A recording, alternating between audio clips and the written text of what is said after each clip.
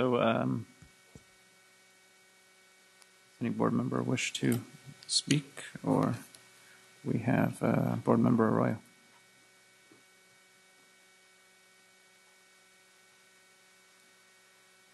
Thank you, President Cuneo. I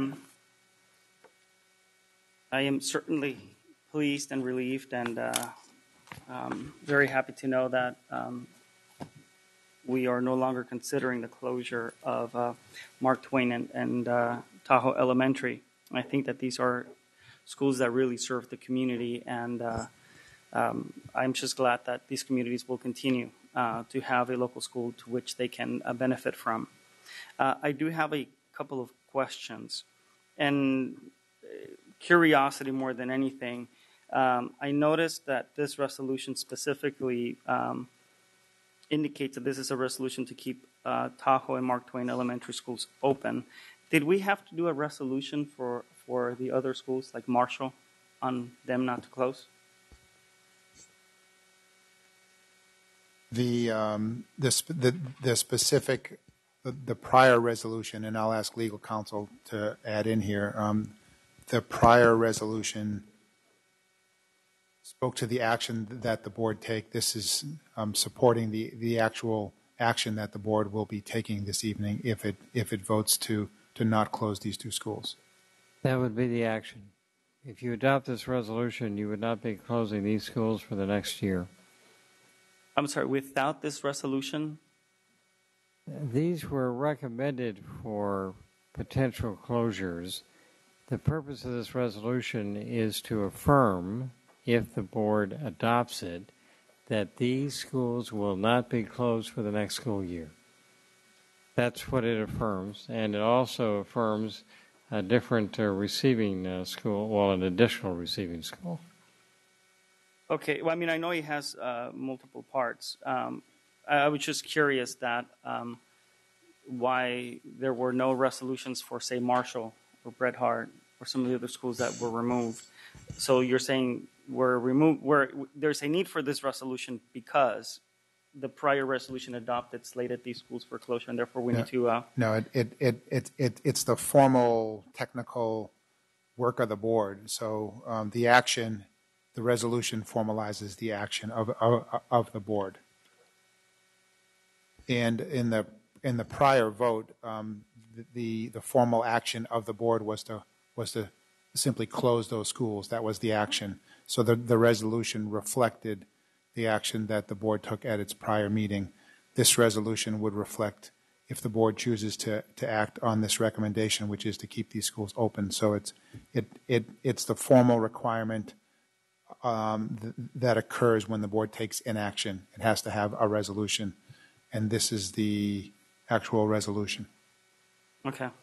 And I'm just trying to make sense out of the process, given the fact that I know that there was a resolution to make active or make clear the action of the board when the board decided to close the schools, and then therefore didn't outline which schools it closed and so on and so forth. I just didn't remember a resolution, for example, on specifically not closing Marshall or not closing Bret Harte. Right. So they were not included in the prior board's action. What was included in the action were the actual schools that were closed. They were not considered for closure. They were taken off. And so the action was, at the last board meeting, was to affirmatively close those schools. So therefore they were part of that prior resolution. This resolution is to actually keep these schools open. I know it sounds backwards, but this resolution formalizes the board's action. Okay. And the only reason I'm bringing this up because, it would have looked normal to me that, if these schools were not going to be closed, then all we needed to do is just basically not have them on the list and then not act on the closure like we've done with other schools that have been proposed to be closed and they have not been closed. We don't necessarily pass a resolution saying we are not going to close them. Because, I'm trying to understand then the rest of the language on the resolution, for example, and I'm just, frankly, from what it looks to me, it's just that we're using the not closure of the two schools and then we're attaching this other language I mean, when it could have been just this other language by itself. I mean, that's what I'm trying to get at. Yeah, I see. And again, I'll ask legal counsel to try to clarify there had been discussion that the Tahoe and Twain matter would come back to the board at its meeting on March 7th, which is this evening. And so for the item to be agendized, we didn't want to give the impression that it was simply not going to occur, and by not putting it on the agenda in a way that the board could act, I think it would have left the public wondering, so what happened if it never appeared on the agenda. So the board would take affirmative action not to close. I know it's a little bit different, and would ask if I'm not explaining it in a way that is clear, perhaps legal counsel can help clarify. As I recall, the board deferred to this agenda the issue of whether or not to close these two schools. So by deferring it to put it on the agenda, I think it needed to be clear that the resolution includes the superintendent's recommendation for the board to act on. So this agenda was set for the purpose of considering the closure of these two schools. It was a deferred action from the date on February 21 when 7 were closed. So to quote-unquote close the loop, it was my recommendation that there be a resolution to take action one way or another on these two schools. And because the superintendent is recommending not to close them, in other words, to keep them open, I thought it would be appropriate to include a resolution to take action on the superintendent's recommendation one way or the other, and to include a slightly different closure transfer plan and the CEQA analysis. So I think that's the reason why this resolution is coming to the board this time, because of the deferred agenda item of whether to close these two schools. Okay. And the main reason I'm asking is it's just a little different. Last year, the board considered the closure of 3 schools. One of them was closed, 2 were not, and I don't remember a resolution, for example, not being there for us to vote on to then explicitly say we're not going to close the other 2. And so this is out of the general pattern that I had seen, and I was wondering then what the purpose then was to have it, and if there was a other contingent language that was that was part of this resolution that that needed to be separate, I guess, from the 2 closures. Let's see.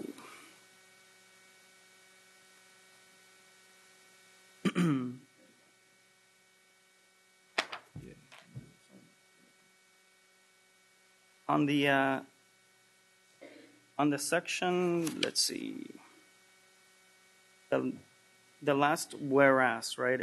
It does make the statement that it's the superintendent's recommendation that the closures are categorically exempt. And then on the resolves, number 3 finds that the superintendent's recommendation are we basically ratifying number 3 in order for the last one to be compliant on our whereases? I'm not sure of the question. I'm sorry. So we're basically saying that whereas the superintendent's recommendations are categorically exempt from CEQA. Yes, and also the revised transfer plan to include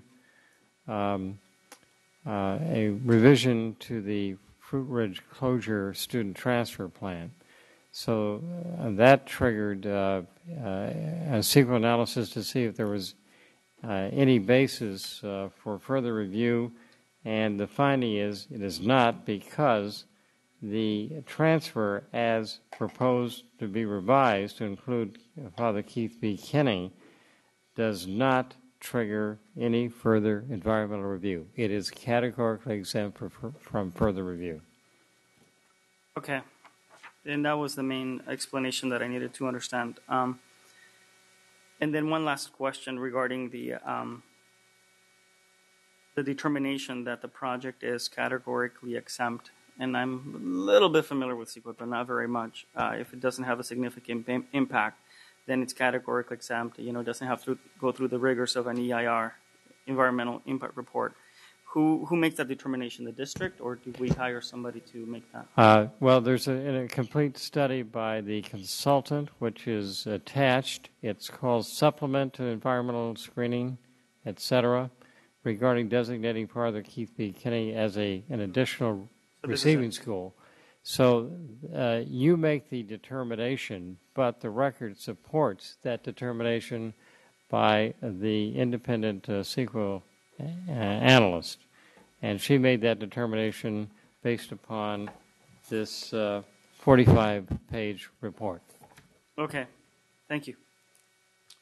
So, Member Arroyo, I think you brought up a good point about the consistency in regard to the resolution. And the way I hear it is that there is no legal necessity for a resolution to keep the school open. It could be simply a vote by the board. Is that a fair statement? That's correct. Okay. Mr. President. So I guess, I guess consistency is important, number one.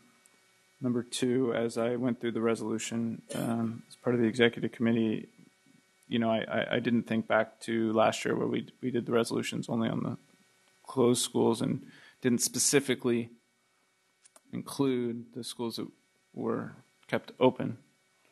So if you like, what I can do, if you think it still is important, you're okay? I'm okay. Okay. Member Rodriguez. I'd like to hear, President Cunha, what you were going to propose. Sure. So what I was thinking, because of for the sake of consistency, I was in agreement with the comments made by Member Arroyo. So I'll just make the formal motion if we're in conference. Thank you. I would propose then that we strike the second whereas, the third whereas, and the fourth whereas. And then I would propose to strike the second finding and determination, which corresponds to those whereases.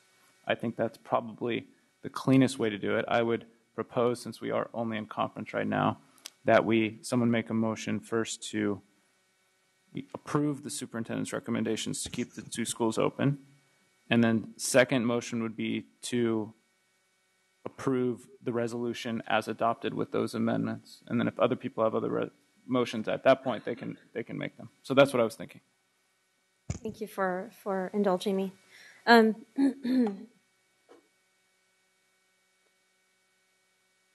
I agree that we have to be consistent.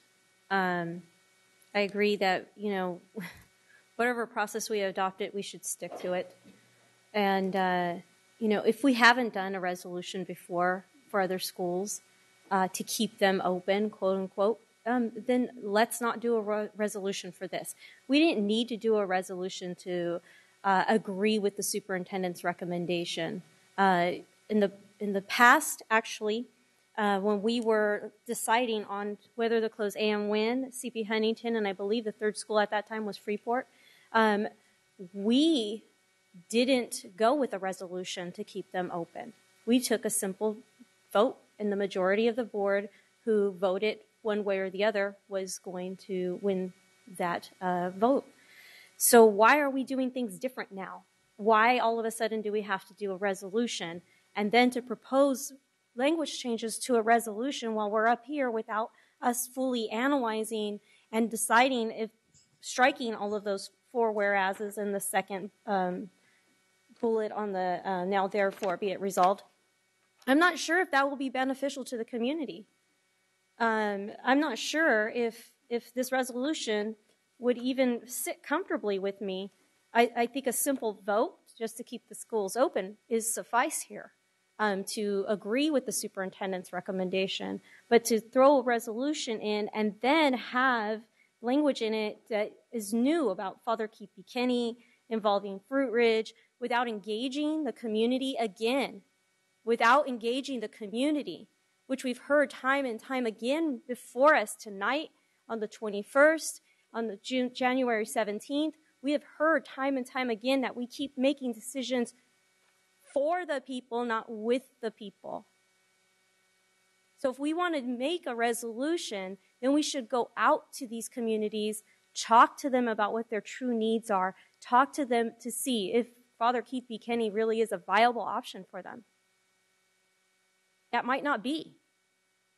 Because again, we bypassed the whole process that was put forth, that the good people at the California Department of Education has done a study of, and said, you school districts need to establish a district advisory committee. You need to involve the public, and we're not doing this. So I say we don't do the resolution. We take an affirmative vote to keep these schools open. We don't need a resolution.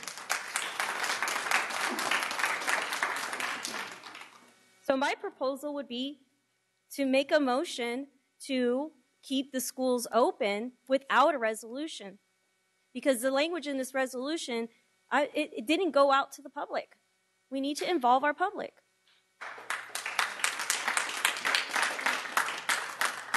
I think we have, okay, all right. In addition to that, why are we treating these two schools so differently than the other schools on our list?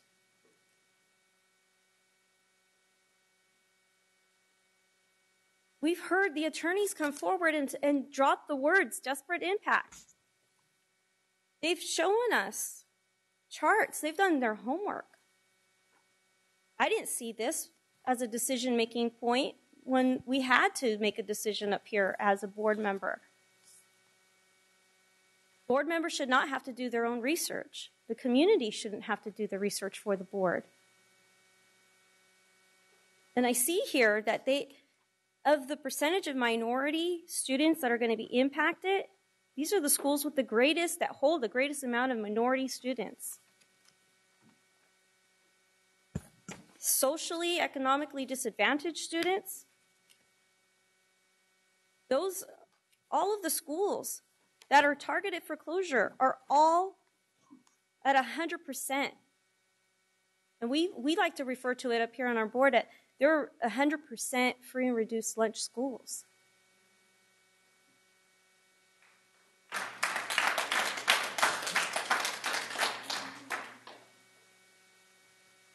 You know, we talked about trust earlier by a commenter in our public, and they said, you know, we've built some trust, and then it was taken away. And I think Board of Education, we need to start building the trust with the community. This could be one of the opportunities that we can make that trust happen and start building that foundation with the community. And we talked about champions last time. Let's be a champion.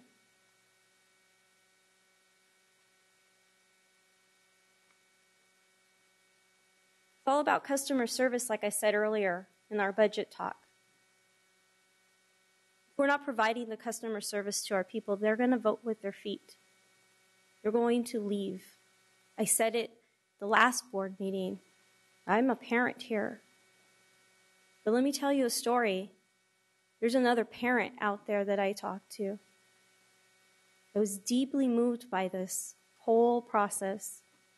And as I sat there watching our meeting,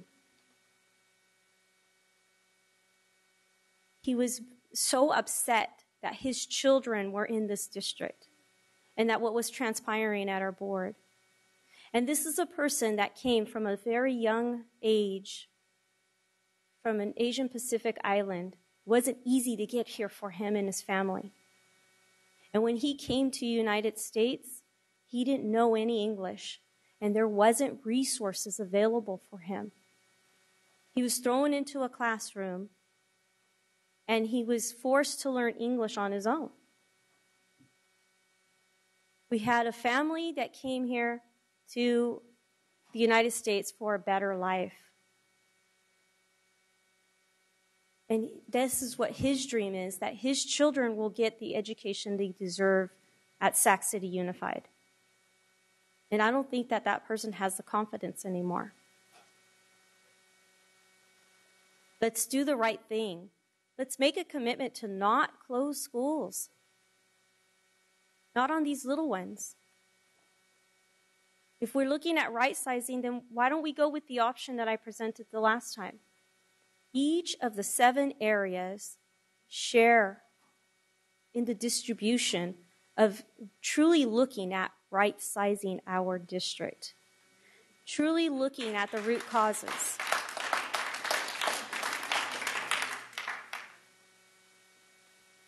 We're not presented with the full information.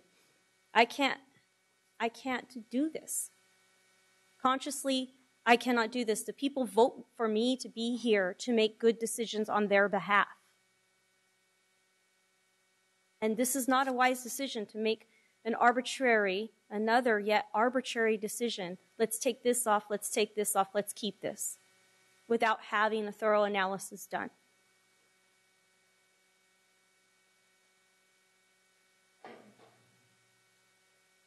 You know, we look at the ADA is at 95% right now. And like one of the commenters said, if it's raining, the kids are not going to get on the bus. Our ADA is going to go down, and it was actually projected that we would be going down. Customer service again. I used to be a trainer for customer service. And when you have negative customer service, you're going to talk about it 9 times more than you will a good customer service experience. I want our parents to talk about it in a positive mind.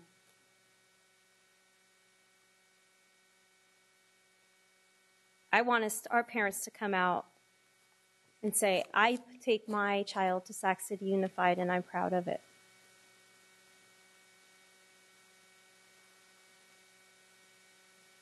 I have a lot of issues that we'll talk about in the transition process as well. You know, I think that what we need to do is think about this with a plan and a vision for not only our district, but our city. What is our theme? Where are we going?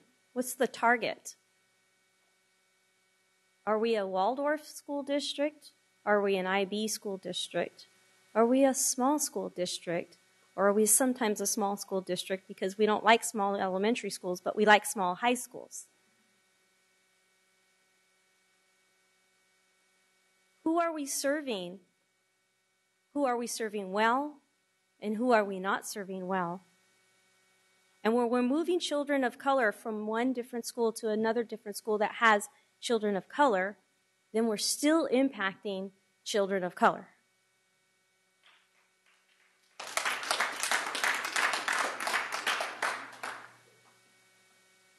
And just as a factoid, somebody ran some numbers and gave me this. Our district, this is just one demographic that I'm going to lay out for you. It's our biggest demographic in our district. We serve 36% Latino children. But of the 7 schools that were voted on for closure, 50% of the students that will be impacted are Latino. How is that possible? A greater amount of students that are Latino descent than even our district has as a whole is being impacted by our school closures. That's concerning to me. It should be concerning to all of our board members up here, especially when you have some attorneys that are coming up here talking about desperate impact. Is there irreparable damage that's going to happen to those children? And what kind of irreparable damage is going to happen to those children? Irreversible. They don't have another chance to learn.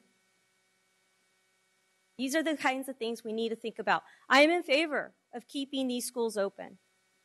Absolutely. I'm in favor of keeping the 7 schools open that they voted on the last board meeting. I'd like to see it come back for a no vote.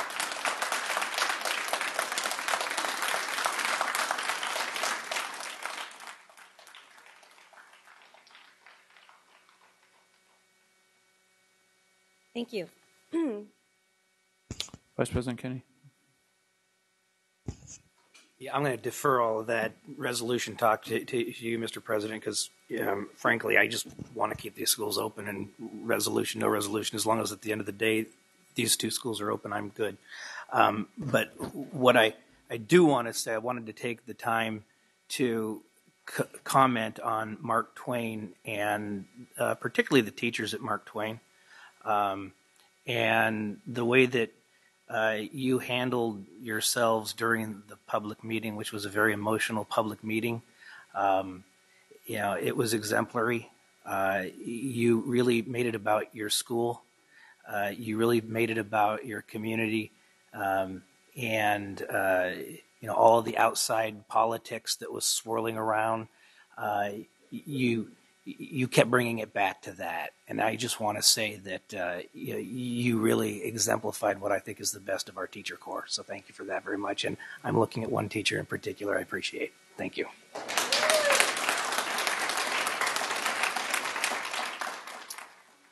Thank you, Member or Vice President Kennedy. I would make a motion to move to action. We have a second by Member Arroyo. All in favor? Aye. Opposed? Abstentions? We are in action. I will make the following motion, and we can have a discussion about it. I will make a twofold motion. First, to approve the superintendent's recommendations to keep Tahoe and Mark Twain elementary schools open.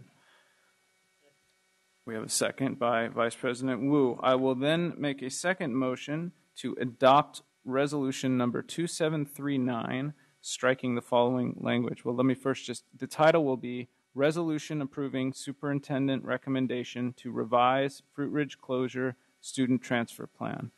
I will ask to strike whereas paragraphs 2, 3, and 4, whereas the board deferred consideration of whether to close, etc., whereas community meetings were held to receive, etc., whereas the superintendent at the meeting of March 7th, etc., moved to strike those, and move to strike the finding and determination number 2, which corresponds to those paragraphs that I struck above. Is there a second on that? We have a second by Vice President Wu. Would anyone like to be heard before we formally vote? Seeing none. What's the pleasure of the board? Would you like to take a roll call vote, or should we do a voice vote? Sure. The first vote would be to, and we'll take a roll call vote, Superintendent, to approve the superintendent's recommendations to keep Tahoe and Mark Twain elementary schools open. Okay, and so if we can have a roll call vote.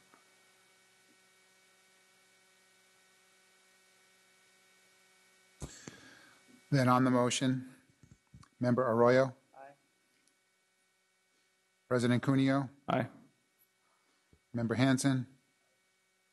Vice President Kennedy. Aye. Member Pritchett. Member Rodriguez. Aye. Vice President Wu. Aye. Student Member Yi. Aye. It's unanimous.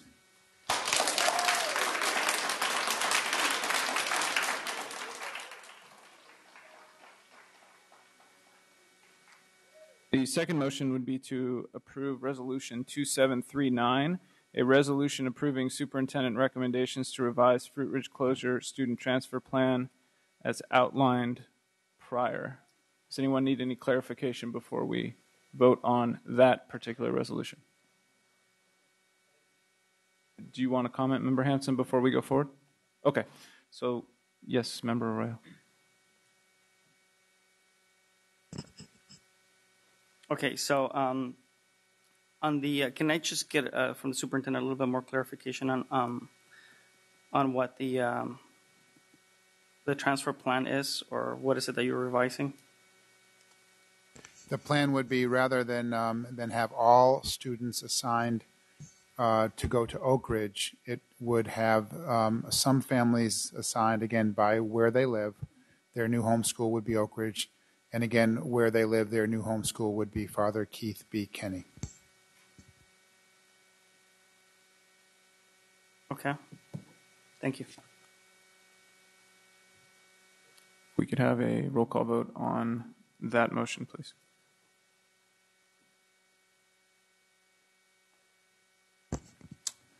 On the modified resolution 2739, Member Arroyo? No.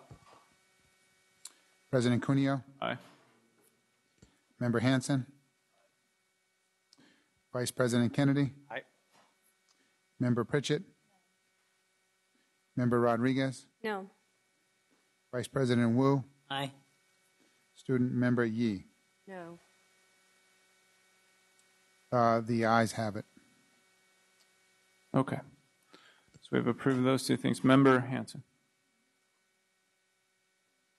After going through all this, I think that it's important for us to have some closure, and I'd like to make a motion to establish a 5-year moratorium on school closures, any further school closures as we work through this and the process of transitioning our students to their new schools. Member Rodriguez. Is that all? Member Hanson? Okay. Member Rodriguez. So we have a motion on the floor. Member Rodriguez. Yeah. Actually, I think we just talked about something about small high schools earlier that are costing money. So although I do agree with the moratorium on school closures, I would agree more on a moratorium for school closures if we took the other 7 schools off and then we committed ourselves to making a plan for school closures. Vice President Kennedy. Couple things. First of all, I think we have a Brown Act problem. Yes. Yeah. I figured as much. So we really can't do that tonight. And I'm going to say something that I rarely ever say up here, and I agree with Member Rodriguez. That was a joke. Little levity, folks. I understand the idea and the concept and what you're trying to do, Member Hanson. I appreciate it, but it just seems a little arbitrary and a little just steeped heavily in symbolism rather than good planning. And so I'd prefer to go forward in a slightly more thoughtful way than just a simple moratorium at this time. Mr. Behrens, for our edification, can you describe the Brown Act issue? The Brown Act issue is it's not agended for that kind of motion. So if you went forward with it, it would be void. You can certainly bring it back if you wish. That's the will of the board to set its own agenda. That's up to you. You could, tonight, direct that something goes on your agenda for a future board meeting, or you can defer to your executive committee process. It's up to you as a board. Thank you. Member Hanson. Learning that, I would certainly like to follow the law and follow the process. So I think this would be worthy of an agenda item and something that we should discuss. Thank you. To make that substitute motion. Appreciate that. Vice President Wu. I think that given the testimony that we've heard from members of the public over the last 2 months, that in fact, if we need to continue to close schools, and I'm not saying that we do, but I think this is the time that we can take a step back as we move forward so that we can absolutely engage the public in the manner that they have been seeking to be engaged over the last, they've been saying they've been wanting to be engaged in the last 2 months. So given that this is an opportunity to start something afresh, maybe the plan should be to ask the superintendent in the next month or so to come up with a plan that does in fact engage the public in a dialogue, which would allow them to assist us in opining what, if any, schools we need to close. And I'm not sure that we do. Maybe the Prop 30 money will be here, and there won't be a necessity to close any more schools, but to at least engage them so that they have the opportunity to opine in a reasoned manner that really is measured, is deliberated, and at the end of the day, we may still disagree, but at least I would hope that their fears have been somewhat mitigated by the fact that there was an attempt to reach out further than we might have had under our experiences this time. Thank you, Vice President Wu. I would just note, Member Rodriguez next, but because the issue is in essence moot because of legal, we're kind of getting far astream here, far afield from what we were set to do under 9.2. But with that in mind, Member Rodriguez. Yeah, I understand that, and I'm not sure legal if this would be a better place to talk about it at the next. I believe it's the next item. No, it's 2 items from now on the 7-Eleven committee. You want to reserve your comments? Yeah, because I'll just talk to legal before we get there. Sure. Yeah. Okay, thank you. I appreciate it. Item 9.3, school closure transition update. It's an information item with a 10-minute presentation, 20-minute discussion. Superintendent Raymond. Thank you, President Cuneo. I'd like to ask Edmund Ansela to come forward, please.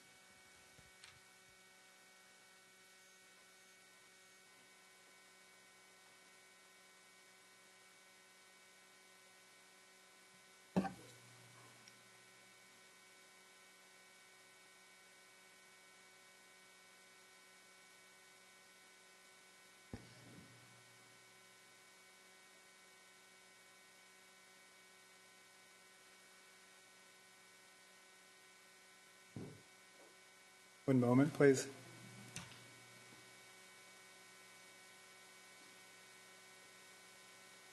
Got it. Thank you.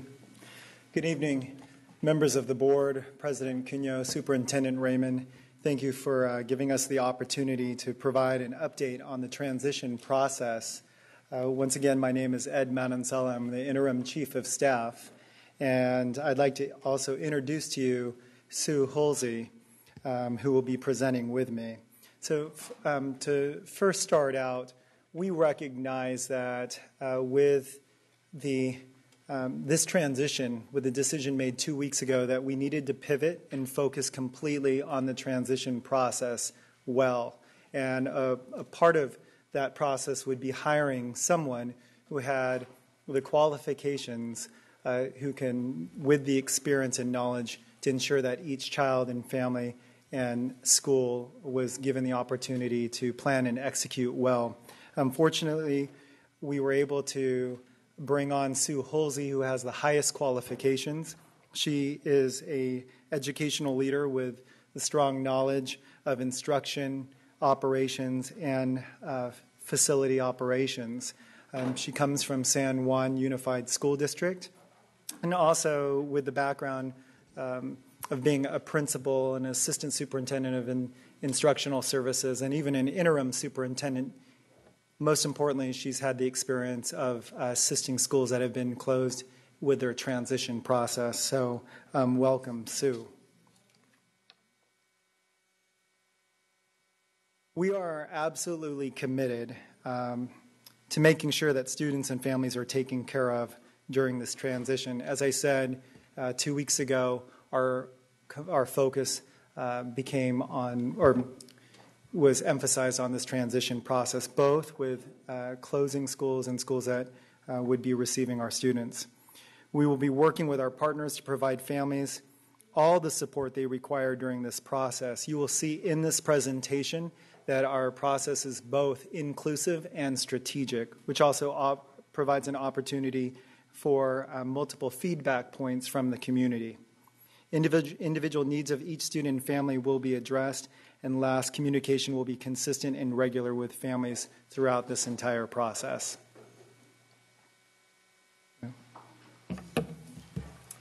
Thank you, Ed. Good evening, President Cudillo, board members, Superintendent Raymond.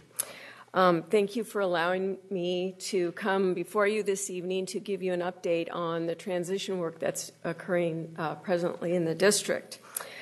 First of all, I can appreciate greatly how painful and difficult the decision is to close schools. I was intimately involved in that process in your neighboring district, San Juan Unified. In fact, I was the lead administrator for 10 of the school closures over a 5-year span. With that,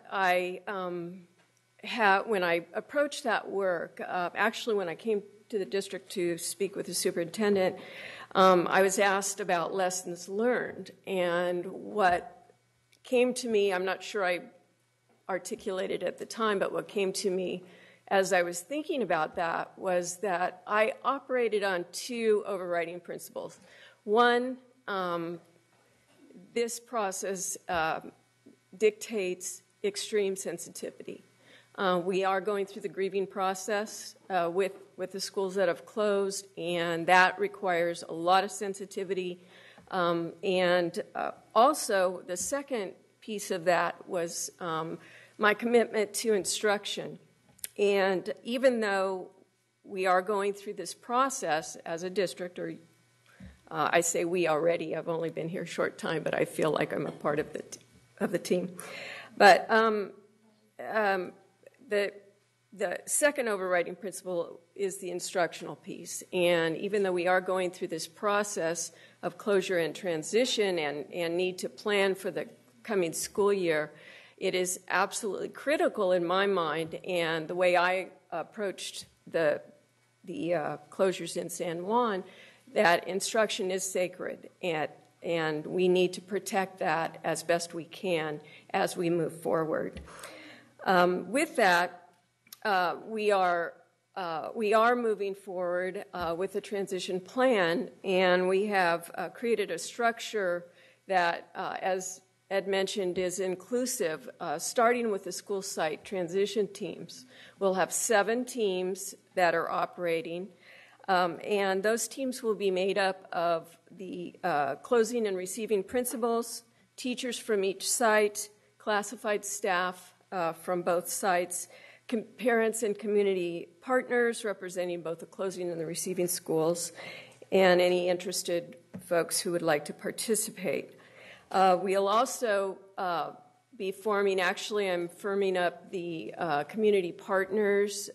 We're going to have the membership on a community partner stakeholder transition team, and we believe that group will be a very important voice in the process, and actually another set of eyes for us, as well as active participants throughout the transition process. We really want to facilitate an opportunity for them to actually participate and provide us with feedback and help us with the decision-making process.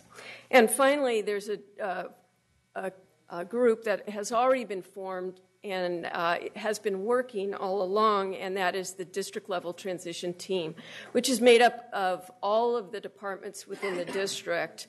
And they meet together weekly to discuss the transition plans and their particular roles in this transition process. Their charge is for us to coordinate efforts in a very cohesive way. The departments are working both simultaneously and sequentially as we move through the process. So they have developed their own department timelines, and are coordinating with every other department within the district. These department team members or leads will also be resources to that school site transition team on an as-needed basis as the teams begin to talk about the different projects and the different programs that they will be creating for the new school for the new school year. We have several areas of focus right now. This is not an all-inclusive list, but it is areas that we have been emphasizing most currently, and that is transportation. And I know the Transportation Department created routes to inform your decision-making, and those will be solidified once the open enrollment process is complete and the results are available, because even though we do have some numbers, the numbers that we are working with in terms of the students going to the receiving sites, we also know that open enrollment causes some shifts in that enrollment, so we will be solidifying that as we move forward. Also, we're continuing work with the Sacramento Police Department and Walk Sacramento for the safe routes. We have assemblies already planned for the spring and the spring and the fall safety assemblies for the students at both the closing sites and the receiving sites.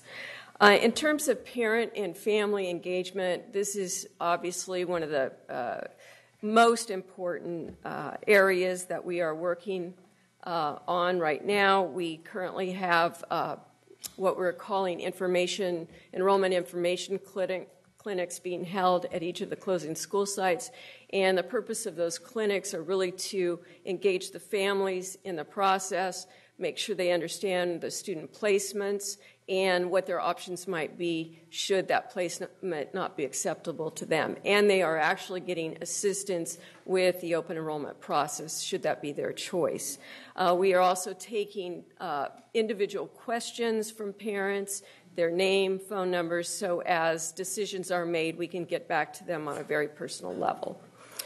Open enrollment is really one of the processes in the district that helps drive many other processes and decisions that need to be made.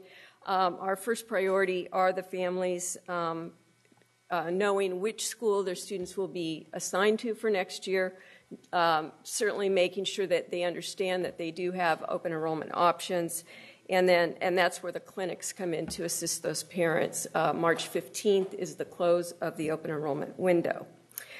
In terms of staffing, again, open enrollment and actual solid numbers in terms of where students will be attending school will dictate the staffing budgets for the receiving school sites.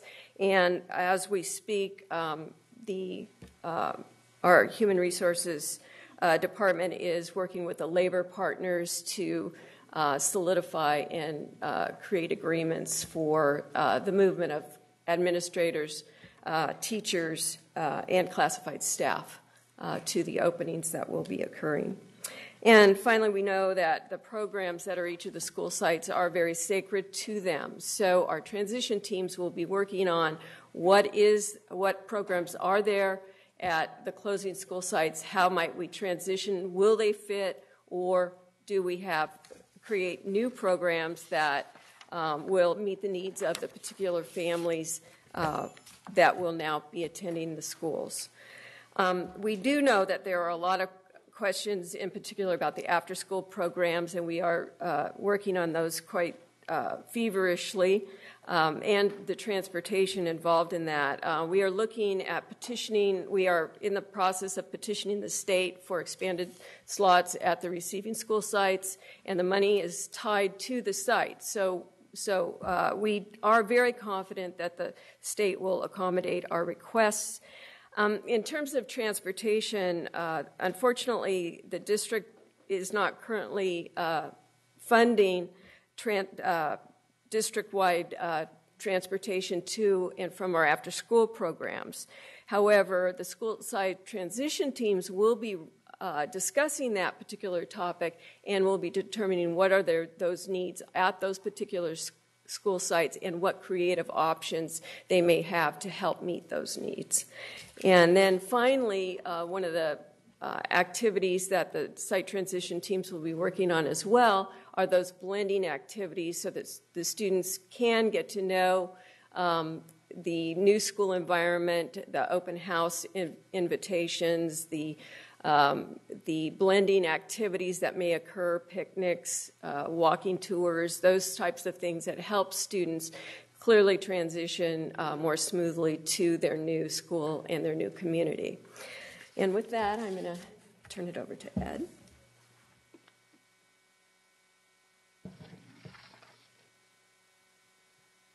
I'd like to go ahead and just look forward with you in the month of March. So next week, we will be identifying and forming the community stakeholder transition team and scheduling the first meeting.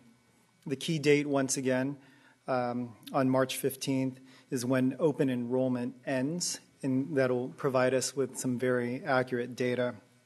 On March 21st, there will be a transition update, and we'll also have the opportunity to hear Superintendent Raymond's recommendations on Rosa Parks' grade configuration. In late March, we will have our enrollment projections finalized. We know that there have been many questions regarding charter schools moving into the closed schools next year. Want to note a few points that on November 1st, Prop 39, the deadline had passed with only 2 Prop 39 requests from current charter school operators, both which could accommodate at their current locations. On March 1st, the deadline passed with no applications for new charter providers in our district. This means there will not be charter schools at any of these 7 sites for the fall of 2013-14. So we wanted to go ahead and open up for questions. Thank you. Thank you. We have public comment. Our first 4 comments on this item from Cindy Salazar, Jessica Arriaga, Lisa Romero, and Darlene Anderson.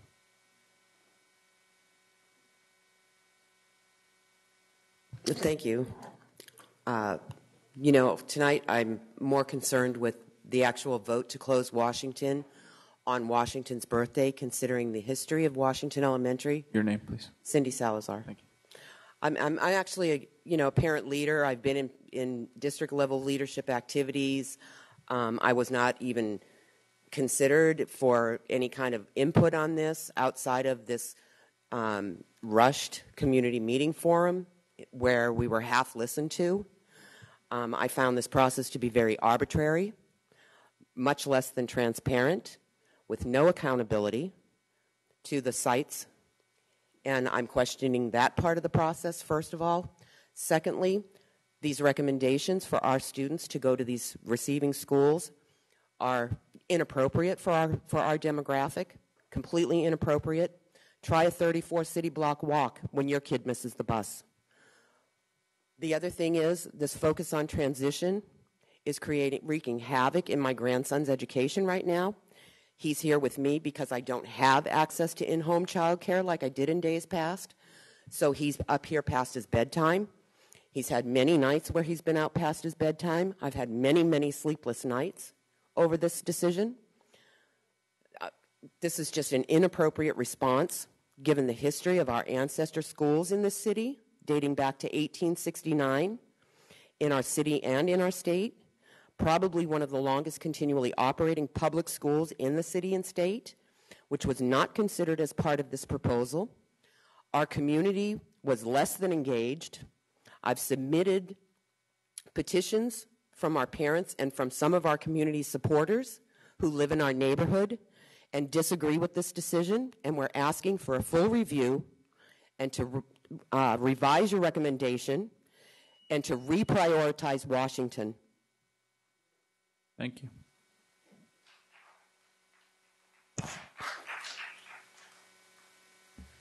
My name is Jessica Arriaga. I do appreciate Mr. Hansen wanting and at least indicating more community involvement in participation in future decisions, so I do appreciate that. I appreciate Mr. Cunha for wanting to discuss enrichment and improving education. So with that being said, I also want to appreciate this lovely presentation you had here for the board members, but I would have really appreciated that at my home school when we had our transition open enrollment process, because you've done more work for the board members than you have for the parents. I went to the meeting, and it consisted of you going into the school, finding out what your new school is, and here's a nice little pamphlet. Do they have anybody else there who spoke any other languages, spoke Spanish, spoke any other dialects? Did they reach out and stand in front of the doors to let parents know where they needed to go and what they needed to do? I got the message a day before that meeting, and coincidentally, it was just a day before, so I just barely got the approval to have the time off to be there. How many parents do you know of that can drop everything that they had to do for the next business day to attend something that they needed to go to? So I would have liked a little bit more of notice.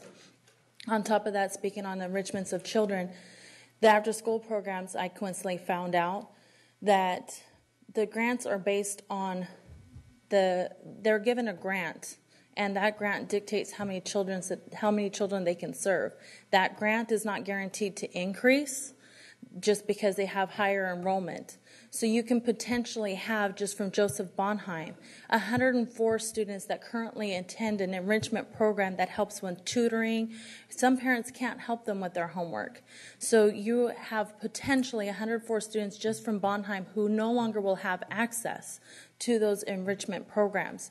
And mind you, they are being politically correct, that they told me that they're looking for additional fundings and additional monies to enlarge the program.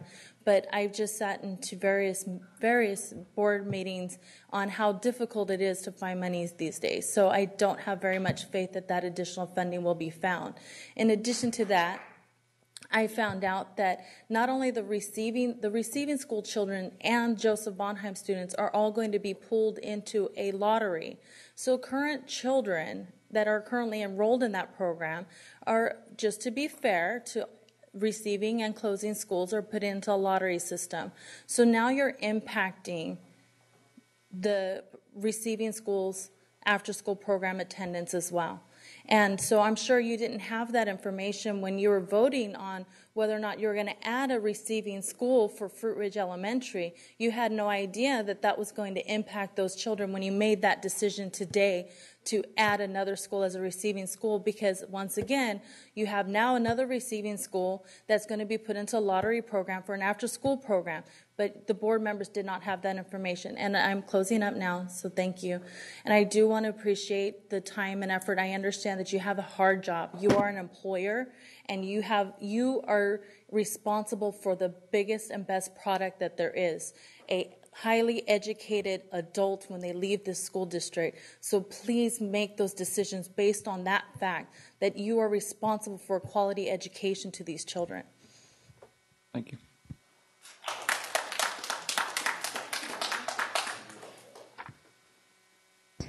Okay. Good evening, board members, Superintendent Jonathan Raymond. My name is Lisa Romero. I'm the Vice President at Joseph Bonheim School. I wanted to come here tonight and talk about some of the transition and some of the things that came up with some of the parents. Some parents were told to be filling out a permit. Also that some children that don't get in will be put on a waiting list. And I'm wondering, as a parent, how long will we have to wait if the children are on a waiting list?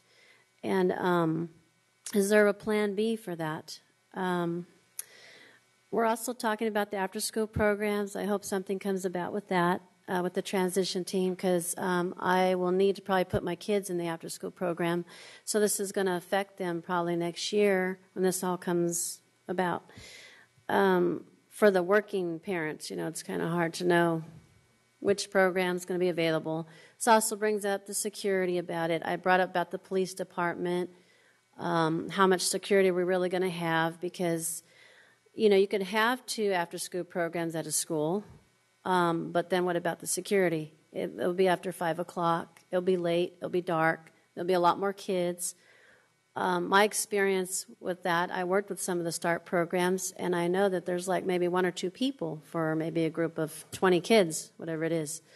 So that concerns me, going into another school and, what's going to happen after school hours till the parents get there to pick up their kids. The other thing is about the academics. I'm wondering if we're going to join together in this big school with a lot more kids.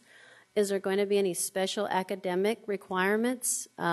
Like instead of getting C or B averages, are we going to now ask for A's plus because we're going to be hoping to get more money coming in? So is that going to mean that my child's going to have to get better grades, like a certain percentage to stay in that school. Also, was interesting, I was looking up through, just if I could talk for one more second, page 13 of 15 in your booklet, it does refer to the Brown Act and the governing board members. It does talk about the charter schools and how they're required to follow the Brown Act.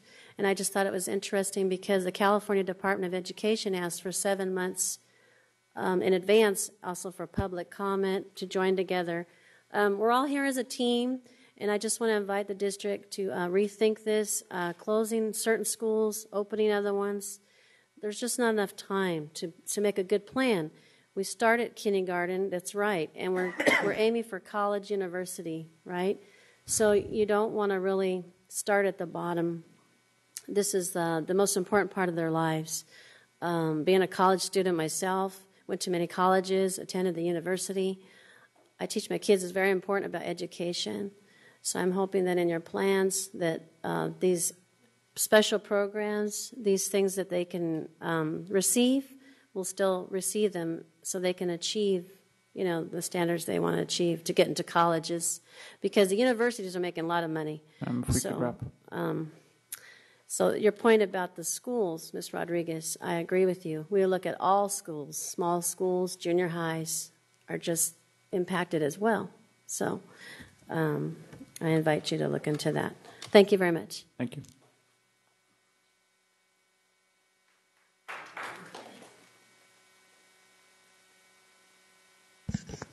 Good evening, Darlene Anderson once again. When we are talking about closing schools, and what we really need to understand is that in 2002 or 1998, the district approved an open enrollment policy. Everyone should get online and read that open enrollment policy. It allows for the district, the superintendent, to actually control capacity at the schools and to maintain a racial balance. Isn't that amazing? This is one time in the history of California where you can use race as an indicator of who will go where and how long they will attend there. And every year, the superintendent determines where kids go. So to use that capacity issue in the first place was kind of ironic. Yet and still, every board member went along with the little joke here that kids were somehow not going to school in the area that they lived in. But, it was an opportunity to attend West Campus. If you're an A student, you get to go. Even if West Campus is a Title I school, you get to attend that school because you're the best and the brightest. And we like to show off our best and brightest students. So in this district, we have selected schools where selected students go, and they are Title I schools, and they may be Title I kids, but they don't live in the neighborhood that they live in. They just don't attend schools in the neighborhood that they live in. Yet and still, they maintain their 100% Title I status. And when you're looking at children who live in the Title I areas, now they're not able to even go to schools in the same area that they live in, simply because, there's an open enrollment school or an open enrollment program in the area that they live in. But we're closing schools, and we're going to impact so many more children, so many more young children for a lifetime. Yet and still, we can't see how that affects the families who live in those areas. And I'm just saying that the open enrollment process, the policy that the district has approved, every citizen in Sacramento needs to read that policy and understand the power that it gives the governing board to determine where children attend school. And one more thing, the district is running its own non-public schools right now. I'm not aware of that, but the Accelerated Academy is not a non-public school. It is a program that the district runs. And even if they're Title I children in that program, their Title I dollars are staying at their home school. So the district really needs to understand that, to me, this is supplanting. But for you guys, it's denying the children a comprehensive education that they're entitled to at their home schools. Thank you. Thank you. Our next four comments are from Matt Muller, Leo Bennett-Cochon, Danetta Garcia, and David Fisher. Hello, my name is Matt Muller. I'm here to speak on behalf of the parents and children affected by the school closures.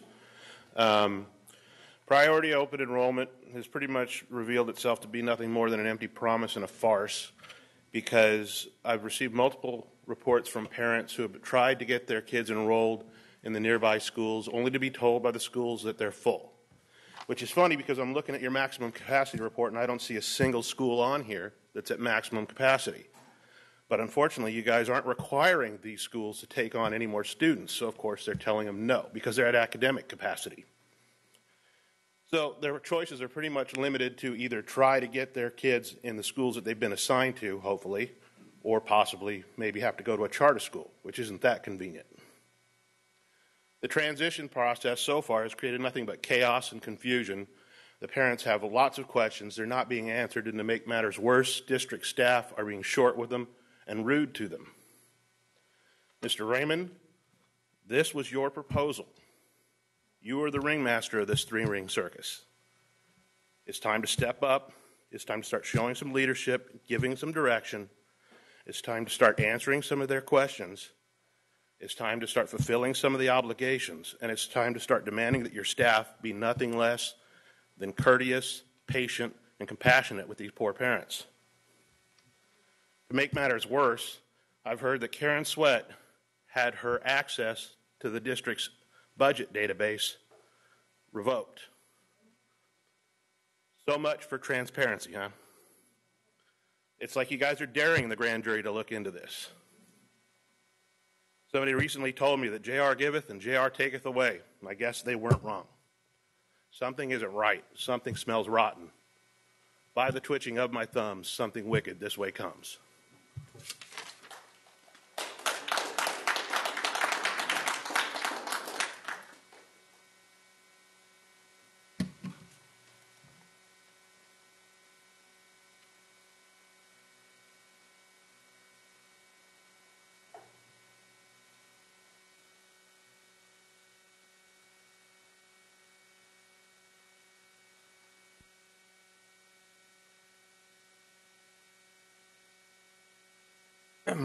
A common theme I've heard is too many questions, not enough time.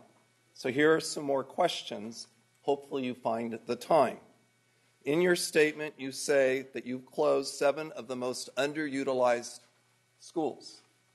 In the sake of consistency, I urge you to read your board policies. You won't find that term, and you won't find capacity. You will find the term under-enrolled, and you will find it defined by educational value. And our small schools add educational value, and that should be taken a look at. You also, again, as your board member pointed out, don't have enough information. All I can find for transition is when you comment on the reduced savings keeping Mark Twain and Tahoe open. You say it's going to cost this amount of money, $1,200,000, and then ongoing savings, I should say. And then for 1 year, you're not going to save as much. So I figure you have $120,000. Maybe I'm wrong, but I see nothing in the nice PowerPoint that gives you details as to what are the salaries. Welcome, Sue, but what does Sue cost? We weren't told you were going to have to hire somebody. What are the guards going to cost? What's the bus going to cost? What are the portables that are spoken of having to be moved? I don't think that 120 is going to hold up. It's going to cost a whole lot more, and as some people say, your budget dust may just blow away. We've made this point over and over again. It's not fair. Look at all the different numbers. They don't add up in any direction except disproportionate impact. I'm adding my little piece because I think if you add up poverty, English learner, and historical minorities, you get these numbers that show it's disproportionate. I'm a white guy, and I'm saying that white guy, and white guy, and white guy, we need to be sensitive to what we're doing. We have white skin privilege, and this reeks of doing it that way. Sorry, but that's how it looks.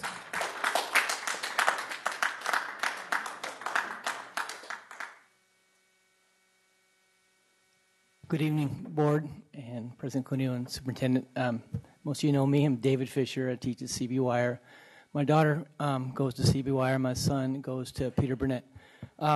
first of all, I'm not giving up. I'm hoping that one of you is going to see the light that we probably shouldn't close the school of almost 500 students, and probably, maybe we'll start this process again. But I'm right in there with my families.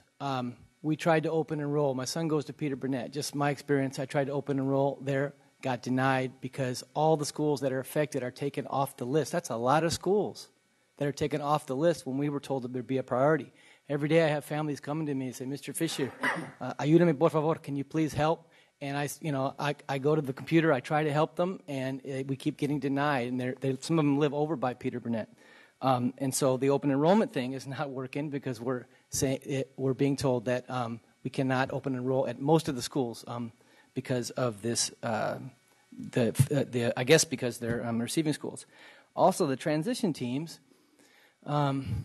We didn't cause the problem, but we're kind of being told we need to fix it ourselves. I mean, the transition teams are us. It's us. We're the victims, but we're also the teams. We're told, they say, you guys need to find parents that are being displaced, and then the teachers that are being displaced, and you guys need to be your own team. And we kind of see that as really not how I was conceiving of a transition team. I was thinking of more of somebody coming out to help us to do it. All kinds of things. We've got what's going to happen when the capping priority. I mean, if you've been at my school, CBWire, for years, then you move over to one of the other school, Ethli Baker, there's those issues. Who's going to have the priority? The after-school programs. We have Boys and Girls Club that we fought hard to get and start. And there's so many unanswered questions, and I just think that it wasn't really thought through. And now, as a parent, too, I'm going through it, and I'll just finish up here. I'm kind of lucky. I have 2 cars, and one of them works most of the time. But if next year I'm at one school, and my daughter's at a school, and my son's at another school, we can't make that work. And I think that, what about all the parents that have one car anyway, I'm rambling, but I just, this wasn't very well thought through, and if this does go through, we're going to need a lot more help, and when they say that the closing schools are really a priority, then we should have priority on those schools and be the first ones to be able to open enroll if we want to. Okay, thank you. Thank you.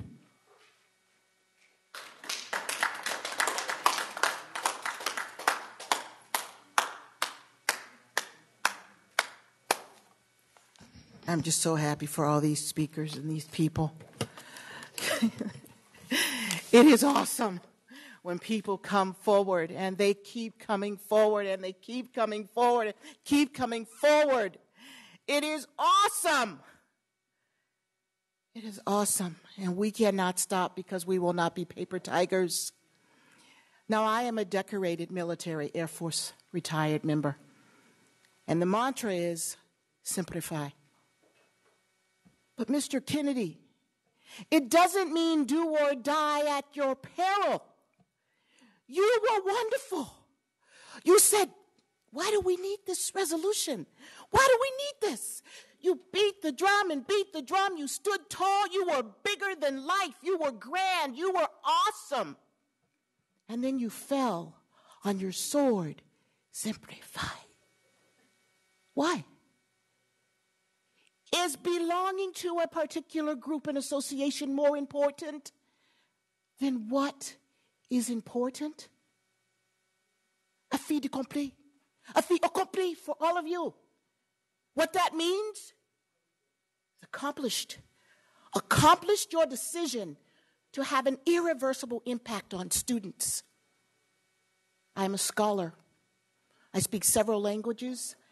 And I am an African-American woman who, by the courage of my birth, being born African-American, I move forward like lightning speed, and I will never give up the cause because my color is my mantle. It gives me courage to stand before you and to say, Mr. Raymond, it is more important than to take a class on rhetoric and how to speak in front of the public. When you fail to mean a thing you say. Mr. Wu, you say now well, we need to be more sensitive. We need to work in a sensitive manner. This young lady sat in the room every time I was in the room with her colleagues there, who were there for one reason only, to watch the process, to see how it goes, and to offer a transition for you folks. Why didn't they offer in the beginning viable concepts, being with parents, giving students an opportunity to have input, measuring deliberative discussion? Why? Because it didn't pay to do that. This is about money. I'm sorry, it's about money. Ladies, it's If we about could money. wrap up, please. If we could wrap up, please. I will wrap up in a moment. Now, Mr. Cunha, I find you to be arrogant. And why do I say that?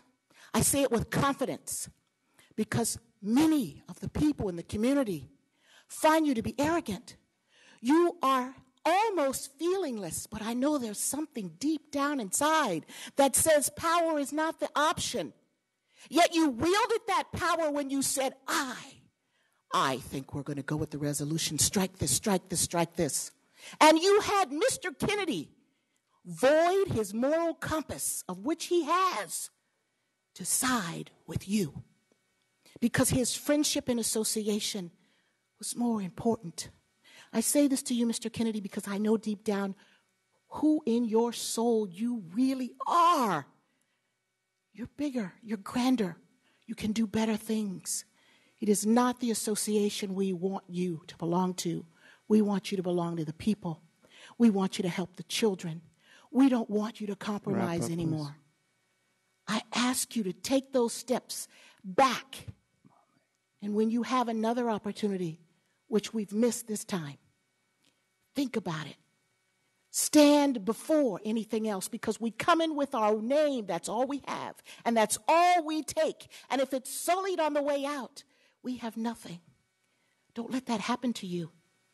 You had an opportunity to rise above it on one issue, to take that resolution out, and it was only to avoid the CEQA, to push that CEQA. I speak to you, sir, because I believe in you. Even though you didn't come forward for the charge all these weeks, you are a better person than the decisions that you have attached yourself to. I know you are. How many more do we have? I thank you for your consideration. I look forward to you being different. We have 4 more being speakers, changed. ma'am, that would like to speak. Could we And please Mr. allow Cunha, them to speak now? I will pray daily. I appreciate that, for ma'am. you. Can we allow the 4 speakers to speak now? And I will. And I'm sure the 4 speakers have no issue with my speaking. Thank you. Thank you. I appreciate and value your sensitivity. And we will all pray that Mr. Cunha finds the light at the end of his tunnel. Very much appreciate that. Next 4 speakers, please. Our final 4 speakers on 9.3 are Arthur Aleman, Edward Camargo, Lydia Cruz, and Maria Rodriguez.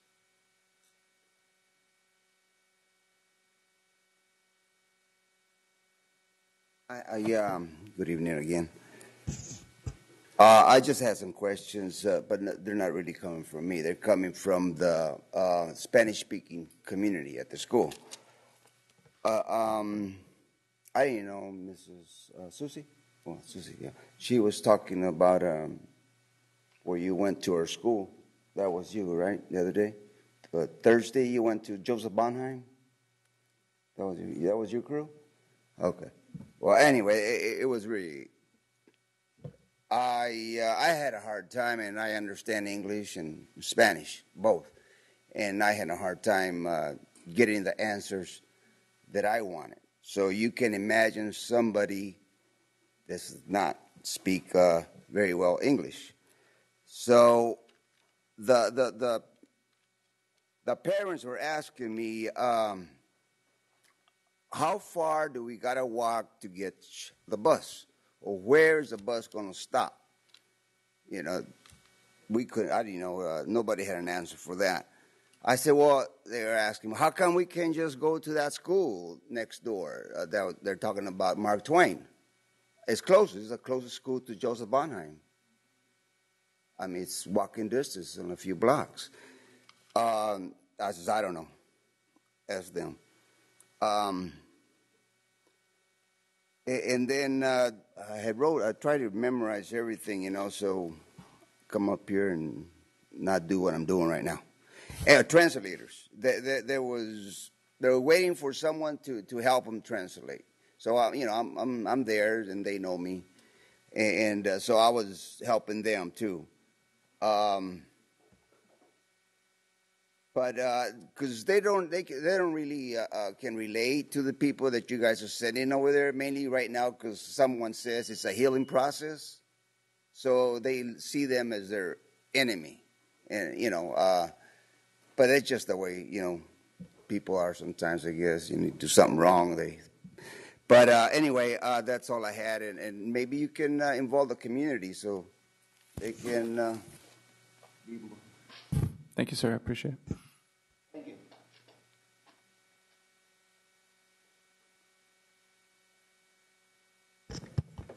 Good evening, board members. Jonathan Raymond. My name is Edward Camargo from CB Wire. Just a couple things that I wanted to point out. First, your transition team plans on doing meetings starting the 11th. Am I correct? The 11th? The week of the 11th? Okay. But yet open enrollment stops on the 15th, so that's 4 days for you to hit 7 schools and try to fix any open enrollment problems that these schools may have. That's not enough time. Sir, unless your team has specific people to go to each class. If you could just direct comments to us. Okay. Unless they specifically have people to go to each school and each site, that's not going to happen. Now, I've already have problems with the open enrollment that the designated school that we were told our new home school is, we try to get into Ethel Baker through the open enrollment process and have been denied.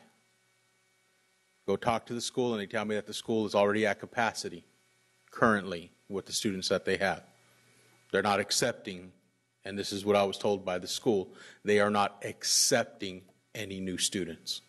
So, Mr. Raymond, you promised us we would get first priority in the open enrollment. You have failed. You have not kept your promise to us. And I'm sorry, but that's the overall feeling from all the parents there, because every time we try to go through the open enrollment process, we get denied. And you sat here and told us with these closures that if this happened, we would get first priority. So for some reason, it's not happening.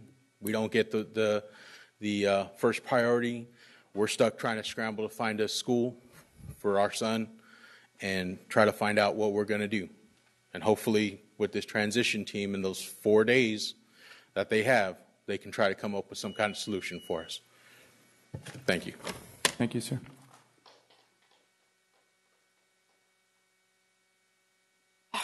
It's probably good morning by now. Anyhow, I'm Lydia Cruz from Clayton B. Wire Elementary School, and I went to school there. And I'm going to tell you a quick story. When we moved here, it was predominantly white. I think we were like the third Latino family that moved in there. And one day my brother abandoned me, and I was walking home, and I was mad at him. But by the time I got to the corner of my house, the street, I was called, and I thought, oh, good new friends. And I turned around, and there was 3 sixth grade students that came up to me. And the tallest one, real big, tall, comes up to me, and there was hatred in their face, and I was sheltered. So there was hatred in his face, and he said, "I've never seen a spick cry." And he raised his hand and slapped me hard across the face. I didn't know what a spick was, and I still really don't know what a spick is. And I just knew that he wasn't going to see this spick cry.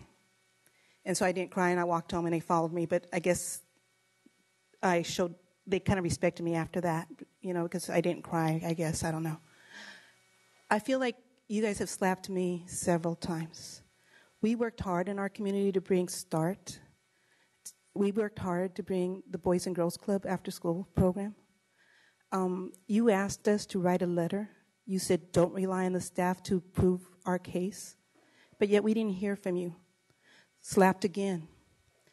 You didn't even come to our meeting. Slapped again. Diana Rodriguez came. The only one there. Gustavo, I know you were out of town, but slapped again. I got over that slap, but I don't know that our community could survive this slap. You know, President Obama is going to push the immigration issue, you know, finally, for us brown people.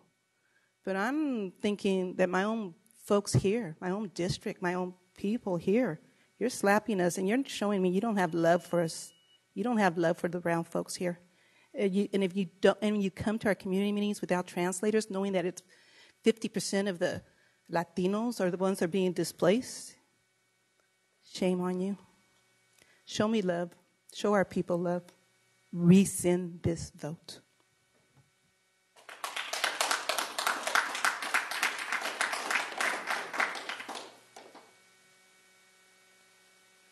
School Board, I'm thankful for the opportunity to speak again, and it's just been, I hope Board Member Yee gets excused tardy because, man, you got to stay up late and go to school the next day.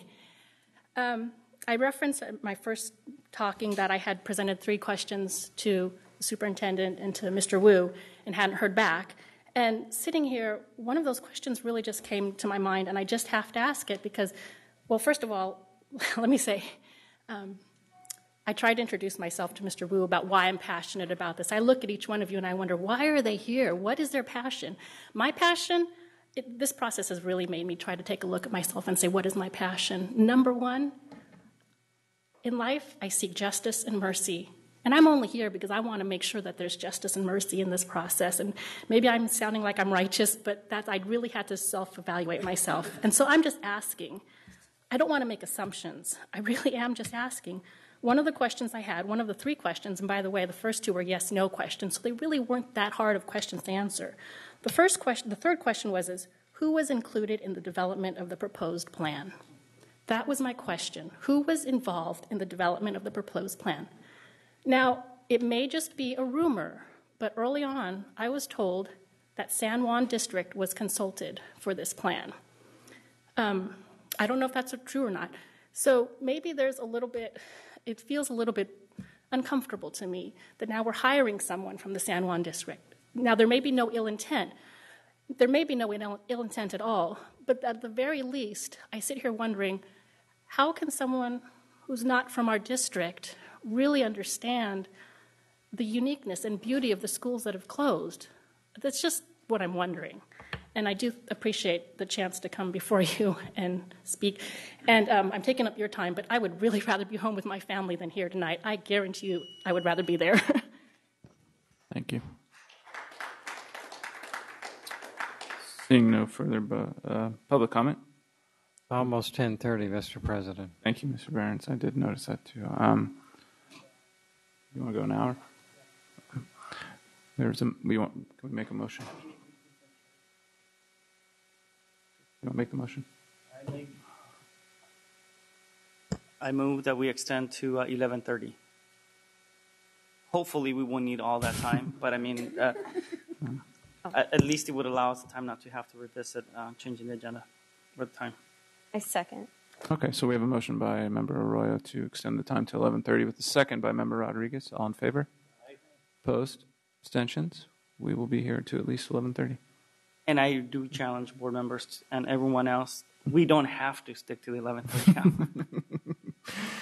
That is much appreciated. Any board member would like to begin the discussion? We have Board Member Hanson. I'm certainly concerned that parents and as board members that we were assured that people were going to have priority for open enrollment. So I just wanted to give the superintendent an opportunity to address folks who said that they've tried to get their students into school, their children at schools, and were told that they were full if they were schools that were assigned to be in their attendance area. Just if you have some comment about that. Right.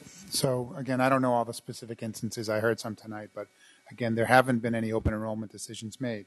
Now, receiving schools, if in Mr. Fisher's case, his receiving school is Ethel Baker, he doesn't need to open enroll in Ethel Baker. It's not an open enrollment process.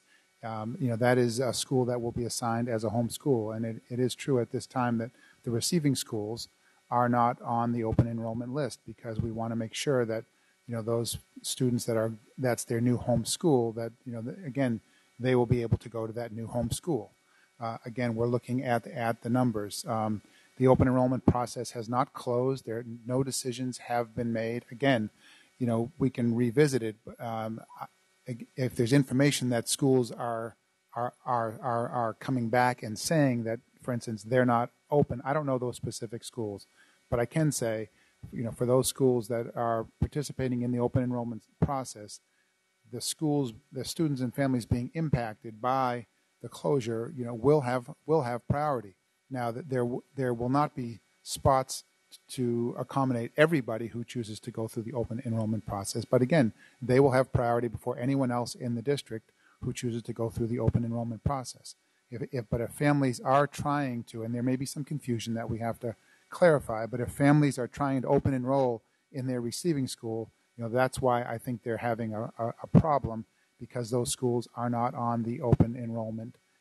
They're not on the open enrollment list. So there may be some confusion there that has to be clarified. But again, no decisions have been made. There hasn't been any lottery taken yet.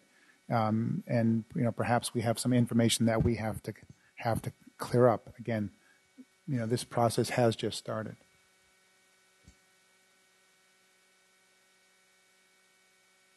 Any other board members?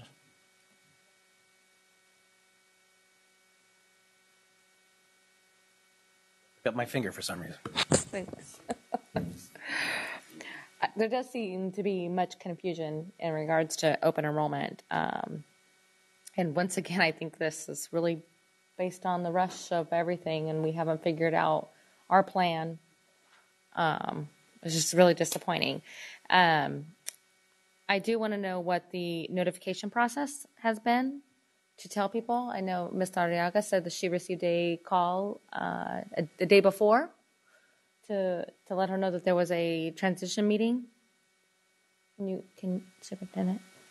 No, I can't, but I'd like Sue, please, to address that. Thank you. Yes, we realize that many families would have some questions about the open enrollment, number one, the enrollment process, and where their students might be assigned given the school closure, what the receiving sites might be. So as soon as the board made the decision, the boundaries were drawn. You voted on those, and the school sites were notified which streets would be attending which particular receiving sites. We also had the information on the website, the school locator, so a family could go in, plug in their address, and then their new receiving site would be available for them. There was a very quick turnaround time in terms of that, and so we saw that there was some confusion about the open enrollment process, that some parents didn't understand what they needed to do, so we set up these information clinics at each of the closing school sites, and it was an effort to be able to have parents come in, get their questions answered about the enrollments, help them access the open enrollment process. It's a computer-based online process, and we would take down their questions and, again, their name and phone number so that we could get back to them. The principals notified the parents through Connect Ed and through the Backpack Express. Notices went home. But again, it was a very quick turnaround time. We wanted to get those information clinics set up quickly because we knew that we had a limited opportunity in terms of the open enrollment window. We know it closes on the 15th, so we wanted to make sure that we were out at each of the closed school sites assisting the parents in that process. We did have translators at the school sites. Our family and community engagement department made sure that we had personnel available to help answer questions, the questions that they could answer. As you well know, this is a process and decisions are made as you go along. Not all the decisions have been made, so we're really trying to assist, knowing that not all the information is available at this particular time. So we're kind of dancing as fast as we can to make sure that parents, principals, parents get the information as soon as it comes available. Okay, so just on that, are there going to be additional meetings for parents that missed it because of the late notice? Actually, they could go to any one of the other meetings if they chose, but we also do have personnel at the school sites that the principals and personnel at the school sites that can assist. They have all the same information. We left the packets with the principals so that if parents walked in, they would have the availability to get the same information that everyone else received. And principals and staff are fielding phone calls and questions from parents. How would they know about the other meetings? Is that just actually, they may just by word of mouth. It really was targeted for that particular community, but the families do know that those clinics are being held at the closed school sites. So we didn't do a broadcast, but we really tried to target that specific community. I can just add there, we do have a website that's been created. All of the meetings for all the schools are there and available also on our eConnect. We send that out weekly, and that has all the information included. And again, we're working with our principals. It's important to know that, the board took action 2 weeks ago. We met that Friday morning. We began to map it out. We began to organize and get information out as quickly as possible. We've met with our principals on numerous occasions at both closing sites and receiving sites, providing them with information, giving them answers that their parents may have. We know parents are very eager and anxious to know where their new school is, so we're moving as quickly as we can. I want to emphasize, yes, it's a quick process, but it needs to be a quick process, and people are really demanding it, and we're working as expeditiously as we can. I think it's clear, we don't have all the answers to all of the questions, but we're working hard to provide those answers. And again, if windows have to be extended, then we'll extend the windows. If we have to extend open enrollment, we'll extend the open enrollment window to make sure that people have the information that they need. If we need to go back to school sites and provide another round of meetings, we'll go back to school sites and provide another round of meetings. We also know people want to know with more clarity and certainty, and we'll certainly do whatever we have to do to provide that. Yeah, I can appreciate that. My concern is that the majority of these schools that have closures have minority families and in homes that don't speak English or don't have computers, Right. don't have vehicles to get to meetings. So how are they getting the information? And I know we've had a couple of people saying there was no translators. Was there a translator at every single meeting? Every single meeting. Okay. My only concern is if we miss one family, we haven't done our job.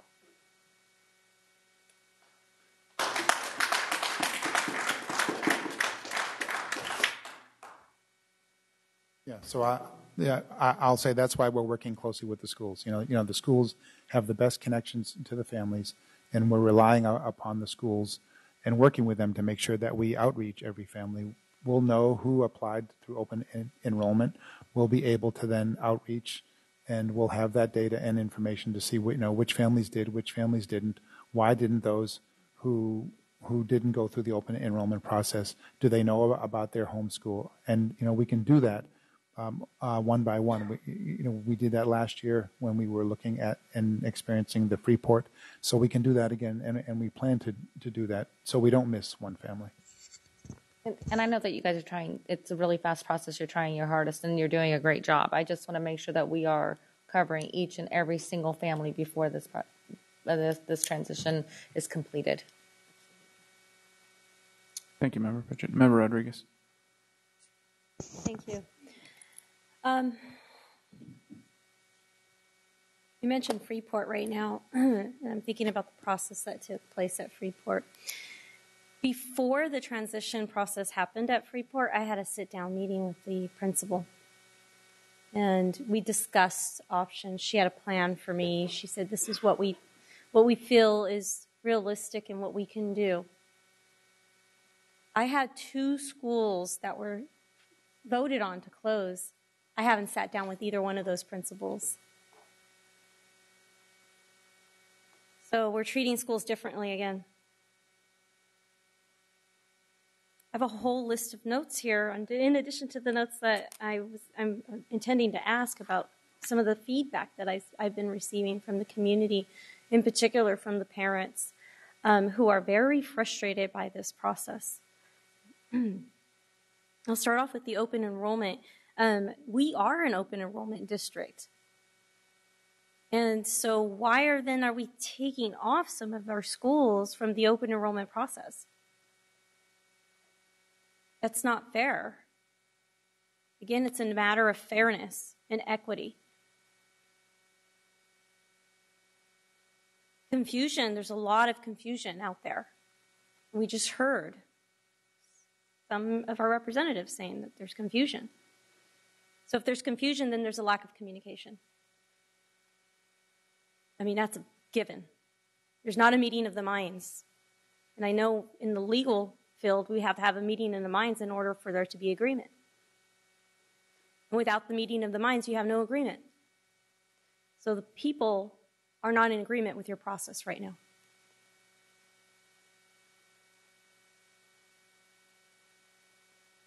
You know, I don't think we've evaluated this in terms of how are we impacting those who live in the community, in and around the community, who do not take their children to either one of these schools that were being affected. And now I just got an email, I was frantically looking for this email, from a parent who says it's not fair. They want to enroll their child in kindergarten. And now you're pitting those parents who didn't even get affected by the closure against the parents who got affected by the closure. Because now you're mistreating the other parents who didn't get affected by a school closure. She's like, what about me? What about my kid? I don't have first priority to enroll my kindergarten, and neither should those people who got their schools closed when they have a kindergartner. So now we have unequitable treatment again. And if you guys didn't get it, I would be very happy to forward that email to you.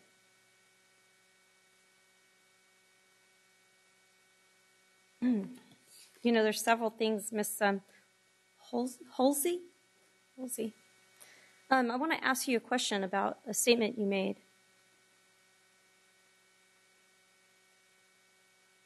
You said, and these are your words, we knew of the limited amount of time before the open enrollment period ends. Who's we? The team that I'm working with. The entire team? I guess maybe I'm not sure what you're asking. I want clarification. Who is the we in that team? Is it Ed Monticello?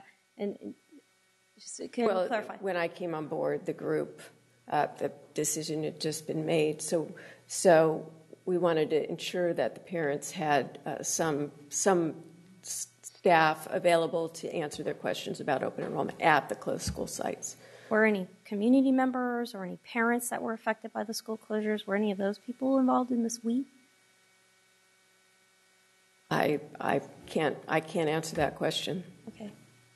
I can't answer that question. No, I don't. You said we as a collective we. Well, I'm taking responsibility. Well, for this process. I'm part of the team. That's true. Thank you. You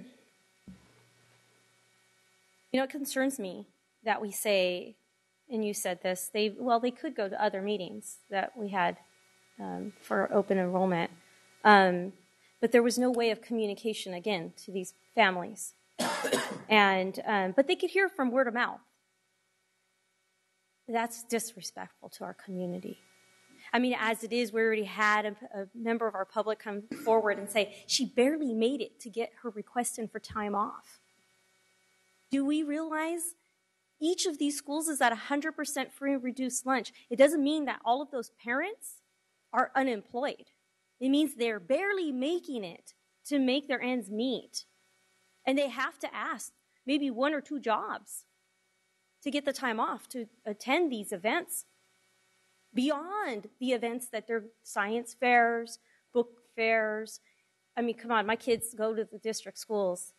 I can't even make all of the events that are taking place myself.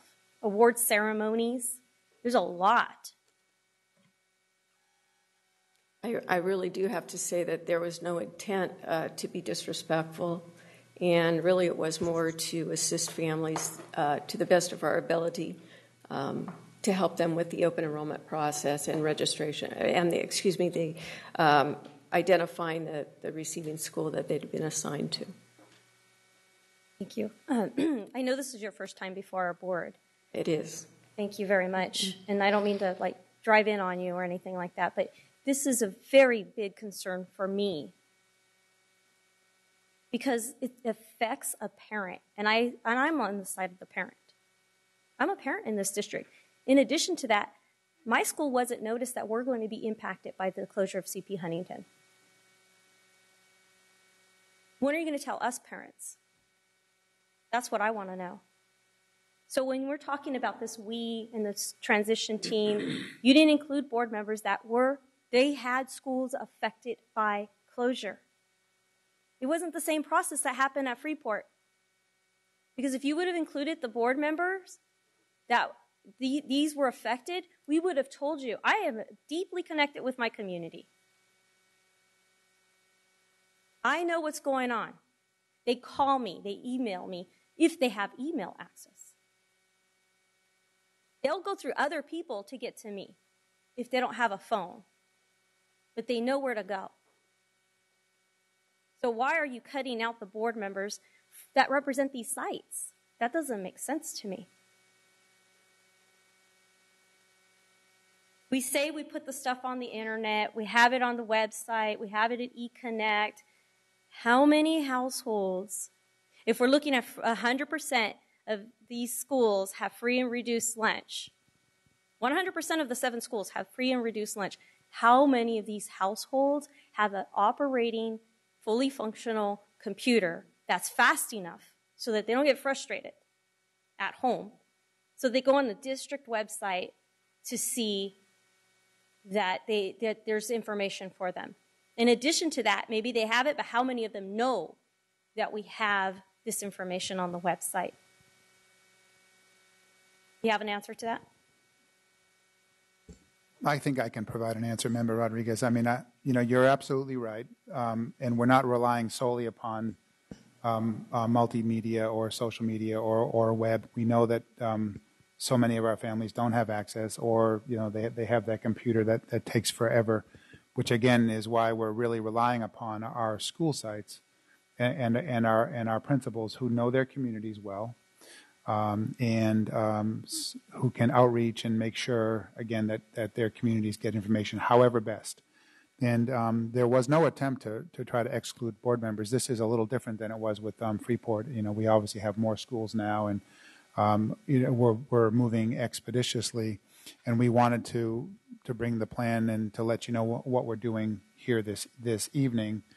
I mean, certainly to hear the questions, to get the input, to get feedback. There's a lot of time between now and the end of school, and it's important that schools know we're not closing schools tomorrow. It will be through the end of the year, and there is a process. We're moving expeditiously because of the open enrollment process, which has a definitive window.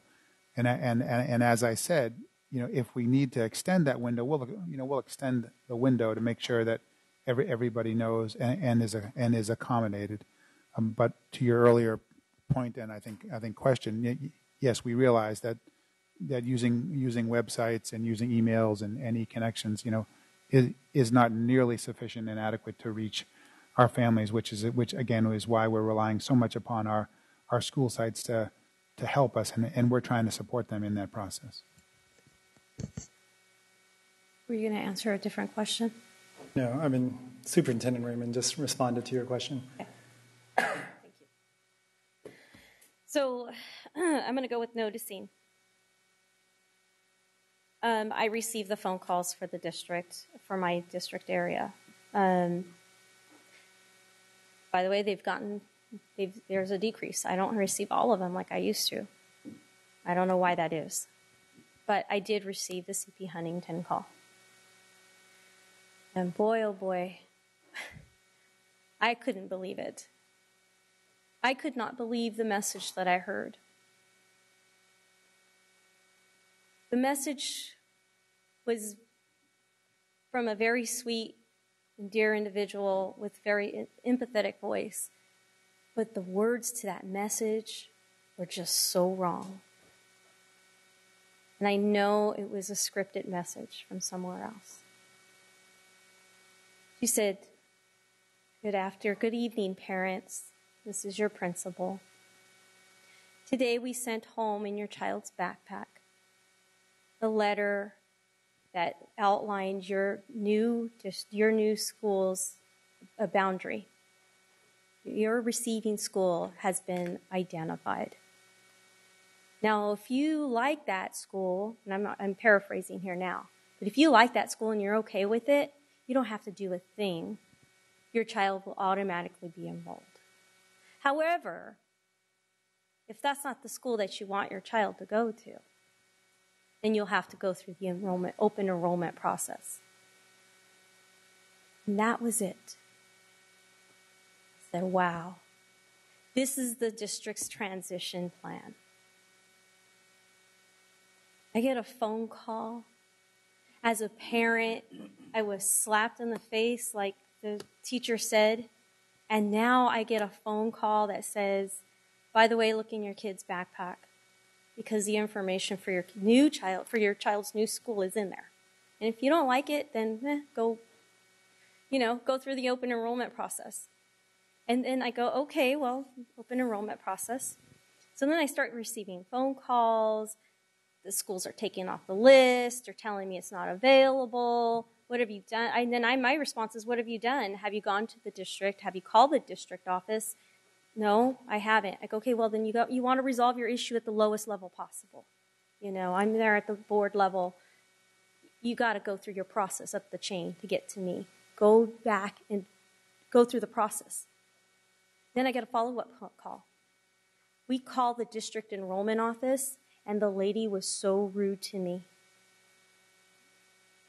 He said, well, then you know what? You better call the chief of staff and make your complaint there. I don't know how many people called you, but I felt that was really sad. How are we treating? Again, it goes on to customer service. Customer service should be our number one. We're a service industry. Our business is service. That's why we pay so much in our salaries and benefits, because it takes up a good portion of it, because we're a service industry. We're not providing excellent customer service here. Not in this case. Not in any case. I think district, we bit too much off. If the transition plan that was laid out for Freeport worked, it was because it was only one school, and we had an extraordinary amount of help. We had people from other schools come. We had one-on-one meetings with parents. I was there. The council member was there. We were there to help people transition.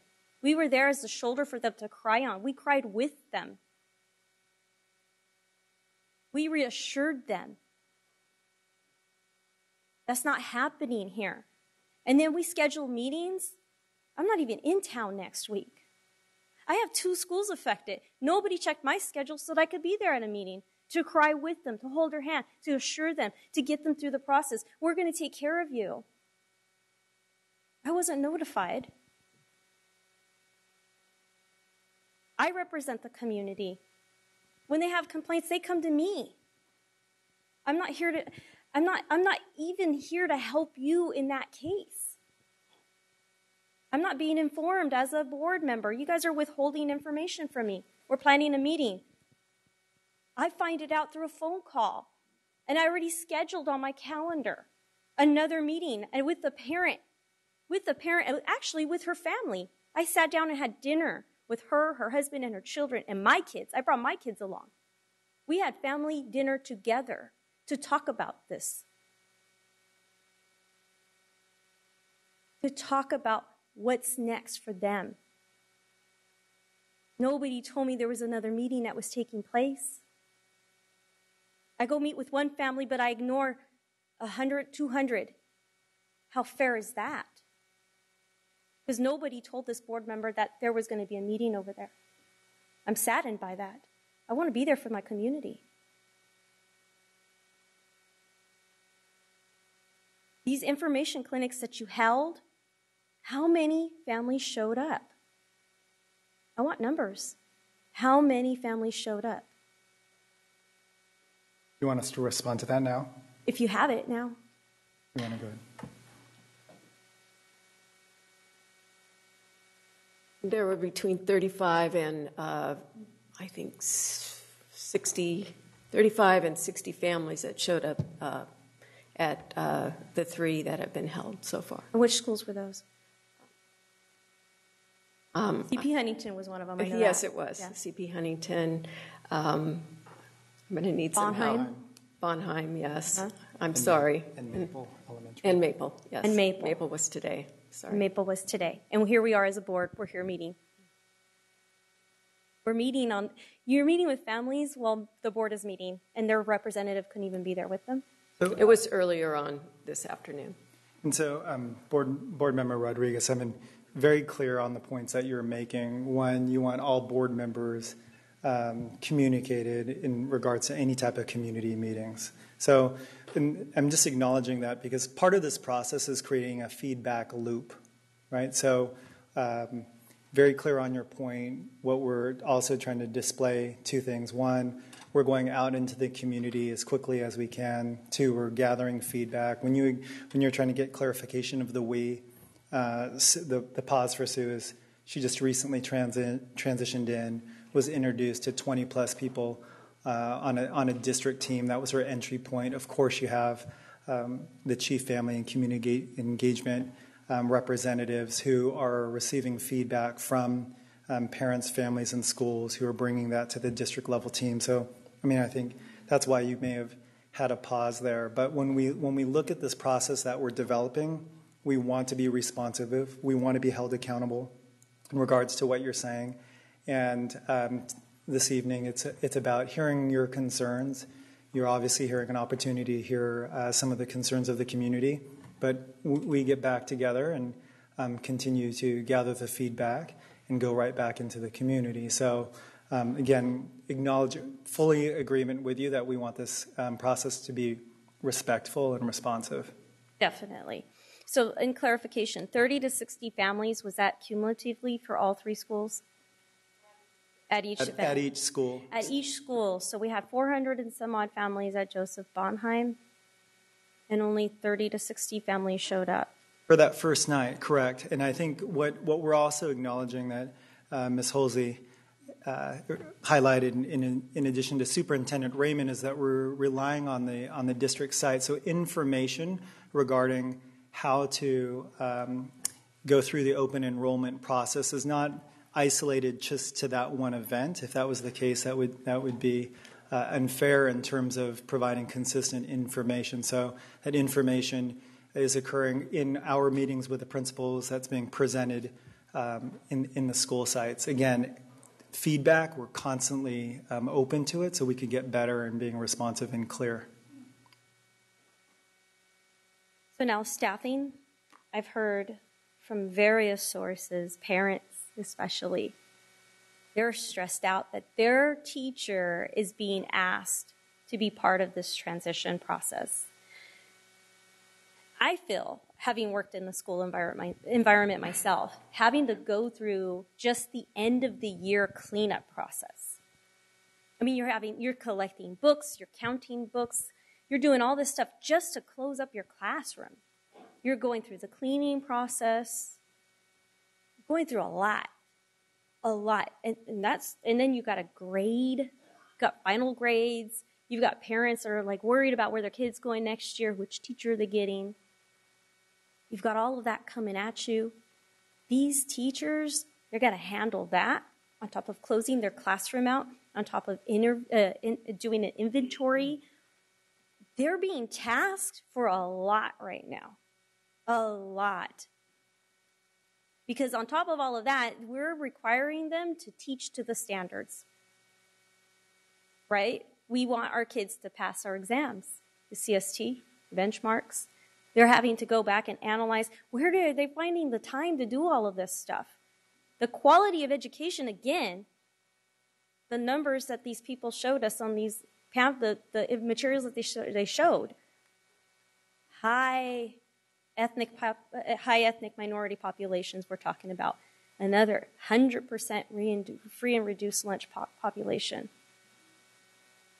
And now we're disadvantaging their education, their quality of education, by asking their teacher to be part of this process. We're overtaxing their teacher.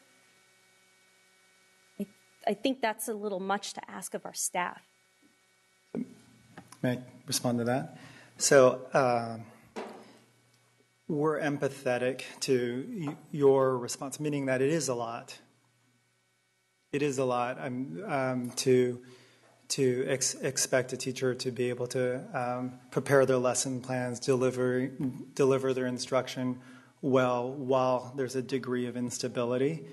We're aware of that. So these transitions, there's one transition team for the grouping of schools, meaning that if there's one closing school going to one receiving school, the transition team is composed of representatives from both schools. So it's not asking for every single teacher to be a part of that transition team. It's one way for us to be able to be focused, provide feedback through a few representatives. So what I've appreciated in my observation and involvement are the principals both from the closing and receiving schools being thoughtful, as even recently as yesterday during a principal meeting, thinking about how do they continue to provide a level of focus and yet select a team who's representative and problem solving together. So once again, completely in agreement that we don't want to overly spread our teachers, and that's why we're trying to be strategic with a small number of representatives for one transition team for those schools that are being impacted.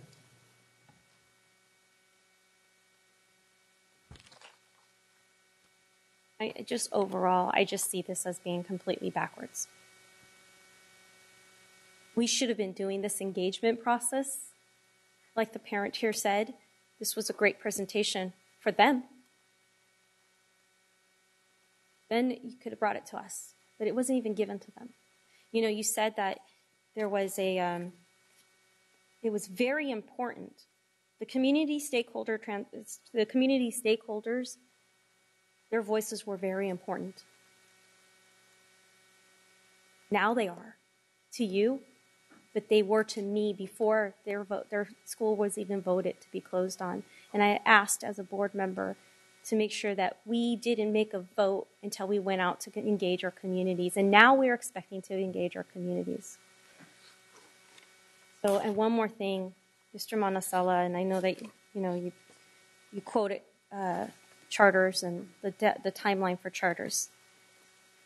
But just let me point out to you, of the last 6 schools that were closed in this district, 5 of those 6 are now independent charter schools. Of the last 6, 5 were independent charter schools. So there may not be a request today, but I can guarantee you it's coming. Because the SCOE board, the Sacramento County Office of Ed, they approved 5 charters for the Margaret Fortune schools. And specifically geared toward the south side of Sacramento. And we specifically closed schools, 7 of them, in the south side of Sacramento. She requested 5 schools, and we closed 7. So, I don't know. But that's why people are drawing conclusions. Yeah. And given that factoid, 6, 5, that's 90% of our schools. I just wanted to respond to that, Member Rodriguez. First, of the schools that are charter schools, the majority, except for one, which was Yape Shua, which was a new charter that the board approved, all of the facilities that are occupied by independent charters, those were already charters that this governing board had already approved. They were operating in other space, in some cases sharing space with schools. So they weren't new charters, except for Yape Shua, and they're in one of our facilities. And as it relates to this, the issue of the Margaret Fortune and the County Board of Education approved charters, again, a facility is not subject to a Prop 39 request unless it's been declared surplus by the district, and after it's gone through an extensive 7-Eleven process, which we'll be discussing here at some point, I hope shortly. So I want to point that out, that the board has strict control over the facilities and how those facilities will be used, and who is granted access to those facilities. So I wanted to clarify those 2 points. Thank you. I just want to make a mention that we did approve a junior high charter that's occupying one of our facilities, just the same. 3 short items from myself, and I apologize for the late hour. Number 1, please keep working hard at what you're doing, and please keep working hard for the families in our school district. Number 2, I would urge you to look at things in short-term, mid-term, and long-term goals. To concentrate on short-term goals as best you can. I know you're drinking from the proverbial fire hose, but short-term goals, get them done. Mid-term, plan that out. Third thing is, as some of the people have, I'm also sympathetic to the open enrollment, and I think if people are not being able to utilize open enrollment by the date, we need to push it back and give those people more time to do that. And secondly, and a kind of associate, I'm looking at you, sir, with the comments that you made. The receiving school issue, I think, can hopefully try to be worked out on as a short-term goal as well, so that the issues that were brought up and the promises were made can be acted upon and followed through with. Board Member Arroyo. Thank you, President Cuneo. And I had many comments and questions here, but I'll try to truncate them as much as I can. Some of them have been addressed, but I think that the main point here that I see is it's a pattern, or it's a collective of anecdotes that kind of point to a pattern, that we already know. It was a rushed process, and we have very little time to plan. And so when you guys are letting us know that the community is not getting the information in a timely manner because of the short time window that we have, well, that speaks volumes of the ill-conceived process in which we had the closure process move forward. Because, now these are many of the things that we on the board were talking about, impacts to the community. Because what I see happening is, because of process, now it's okay, or we can almost rest assured that there will be people, there will be families that will fall through the cracks. Now, and I remember your first name, Susan, but I forget your last name. Sue Halsey. I'm sorry? Halsey. And you mentioned that it was not your intent, to the level of disrespect that member, and it's not a question, I'm just kind of pointing out that I understand that it probably was not your intent to disrespect any community. But in many instances, while we were talking and debating the school closures, I specifically made it a point on how the district was really disregarding a lot of the cultural awareness of the district itself. And it seems like that it's playing out.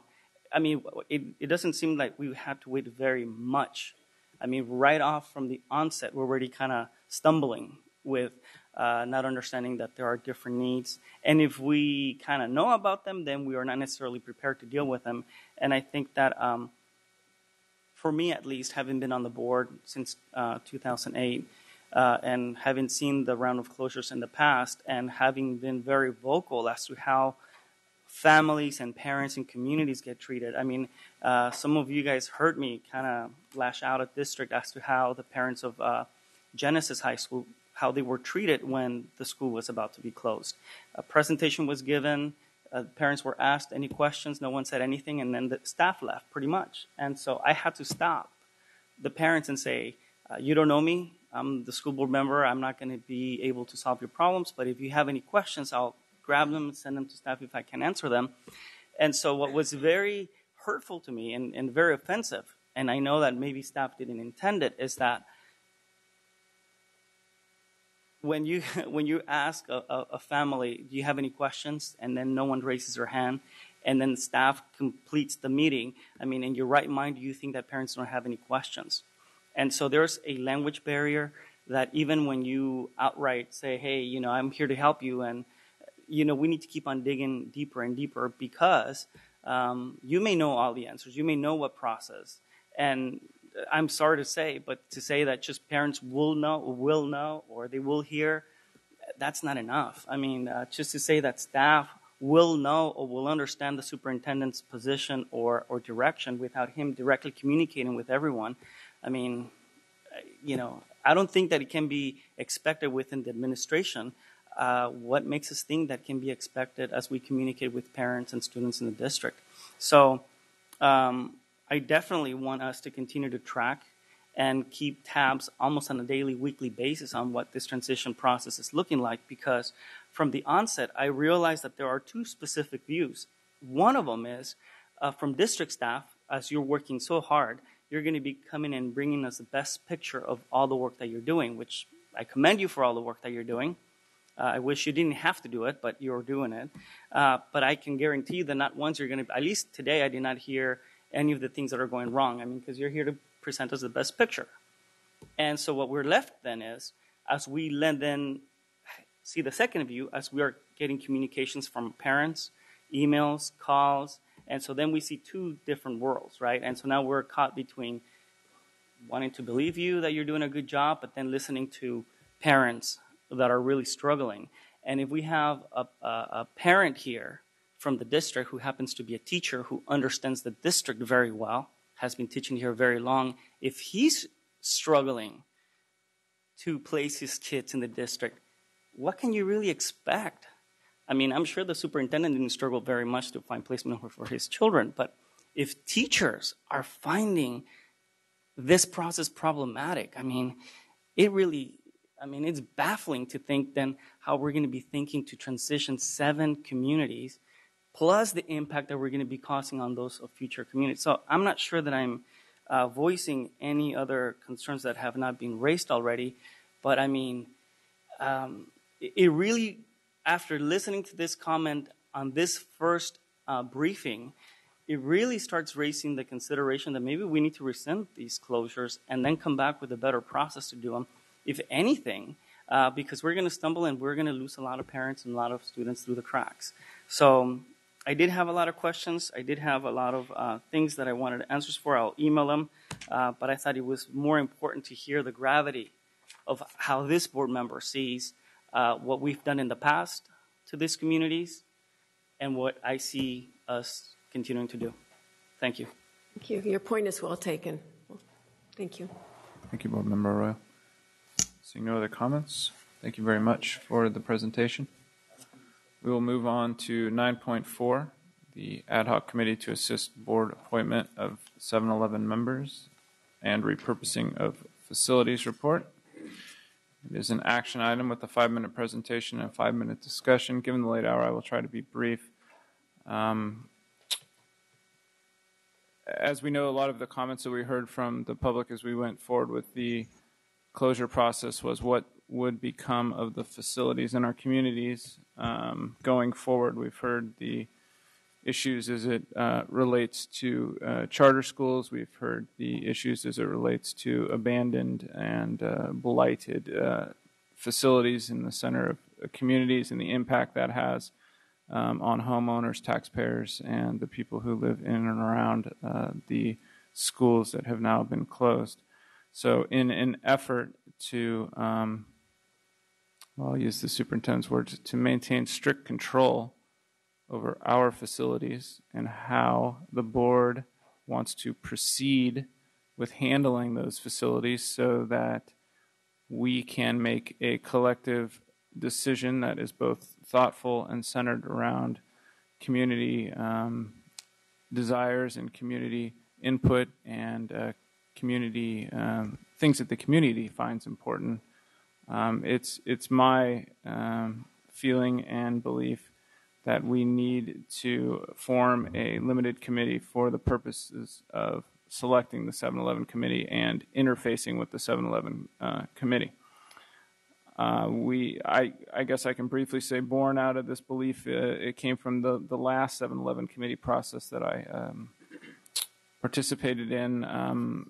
I just think that there needs to be more board involvement with the 7-Eleven committee so that we can get some good solutions to the future of the facilities that we have. That being said, I will ask Mr. Ross, do we have any public comment on this issue?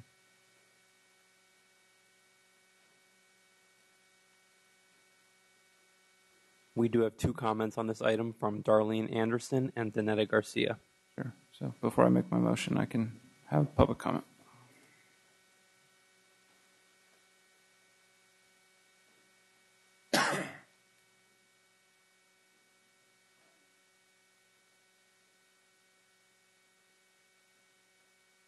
Good evening once again.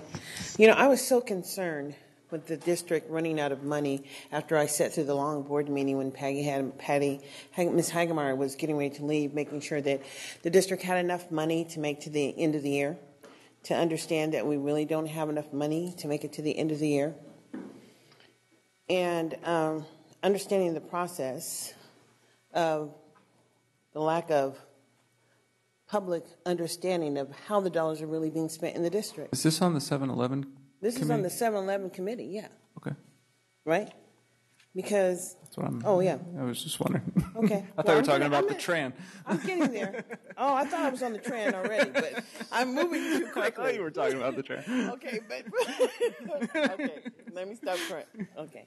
So anyways, we'll move back to the 7-Eleven committee. When the district closed schools before, because a lot of schools have been closed. We've had Bear Flag, who had 19 different schools being bussed into there and getting closed. Alice Burney got closed. I mean, we've sat through a lot of school closures. And their facilities, and right, the district was built up so quickly serving the local community that we've had to close schools. But the most important thing is that the board members who are being affected need to be on those committees. And they need to have representatives from their area so that you don't have to struggle to get the input from, because you're not, when we went to vote, we wanted board members by areas who would be affected.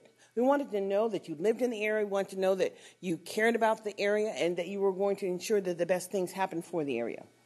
Now we're moving collectively, and the people that got most affected didn't vote for this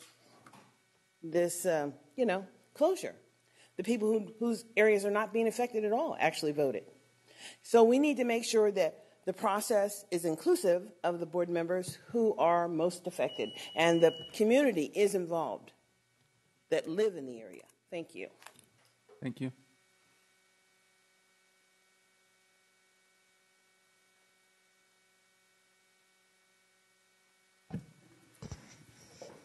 It's almost good morning.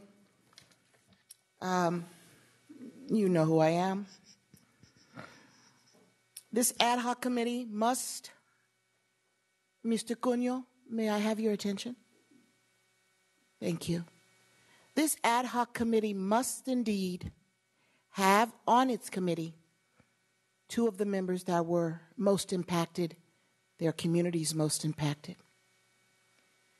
And that is because they're going to have to help their communities get through this erosion of the process. If there's any truth and belief and trust in you, will come again. I am so sorry that Mr. Cunyo is so inclined to be insulted rather than to take the sage advice that arrogance can lead to prominence if you can turn it around. If you can start caring what people say. If you can start believing that sometimes when we make decisions, we've made the wrong ones. Now, I know Margaret Fortune well. She sat on the Commission on Teacher Credentialing as the chair, and while she sat as the chair, outside of that, she was beating the drum for charter schools. She sat on the chair of public schools and was beating the drum. She was the major drum leader for charter schools.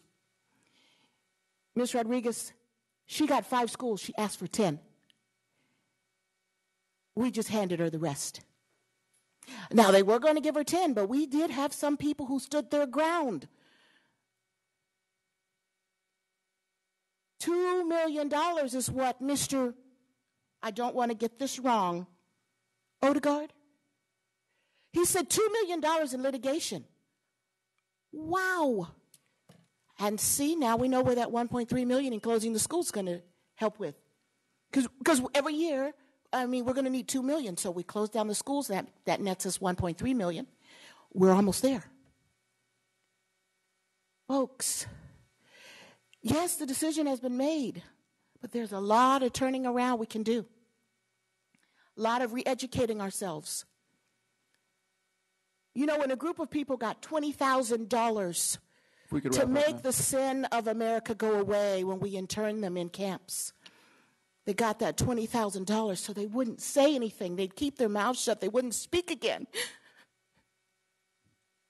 I live in a perpetual holocaust of being a black woman because I am every day fighting for everybody We could wrap up so that someone gets a chance. It's very late, ma'am. And every chance We I understand take at the podium gives somebody else a chance. It gives you a chance, young lady. It gives you a chance, Ms. Rodriguez. You, Mr. Wu. You, Mr. Kennedy. You, Mr. Cunyo. You, Mr. Raymond. You, Mr. Arroyo. You, Ms. Pritchard. And yes, you, Mr. Hanson. It gives us all a chance. If there are no fighters, there are no winners. If there is no winning, we all fail. We perish together.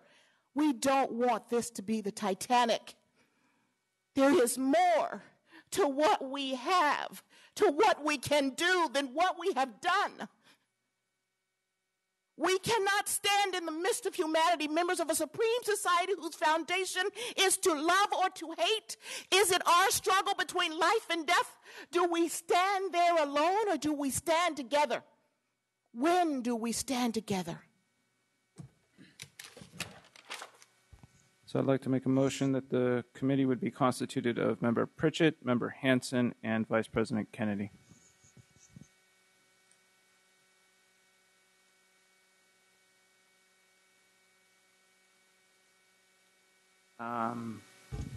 Would anyone like to second my motion? Second by Vice President Kennedy. Member Rodriguez. I disagree with your motion, and I'll tell you why.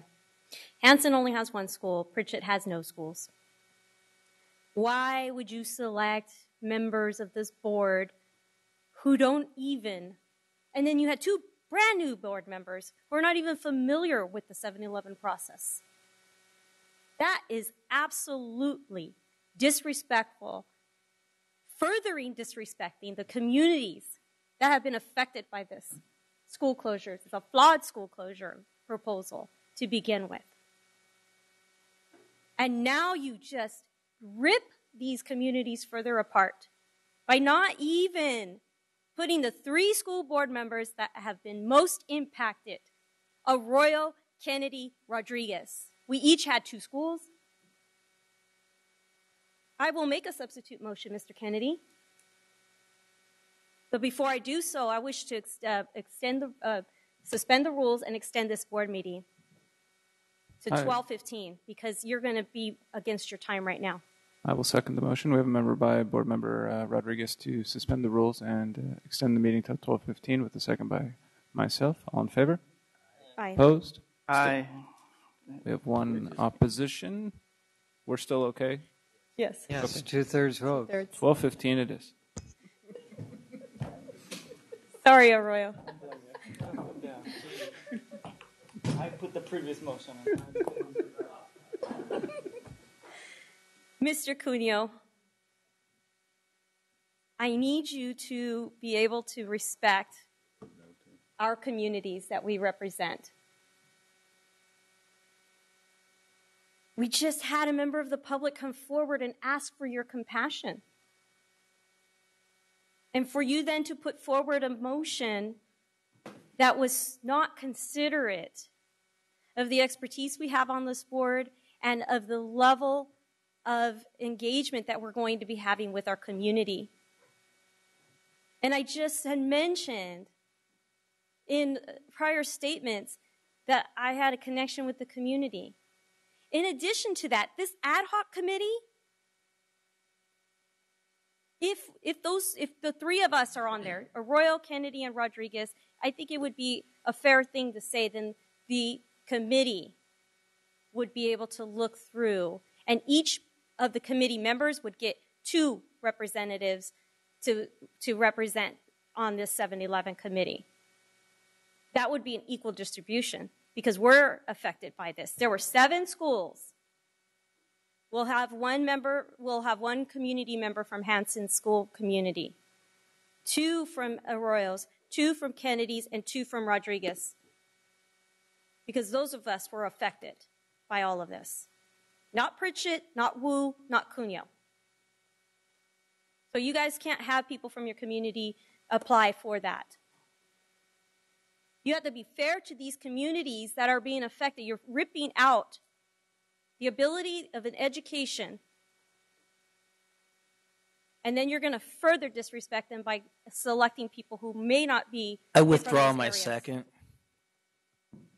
What was that? My second. Thank you.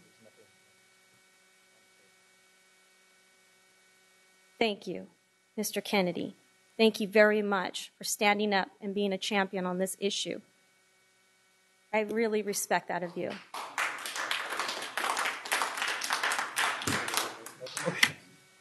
I would like to make a motion that we establish an ad hoc committee with members Arroyo, Kennedy, and Rodriguez. Second. Thank you. Member Arroyo.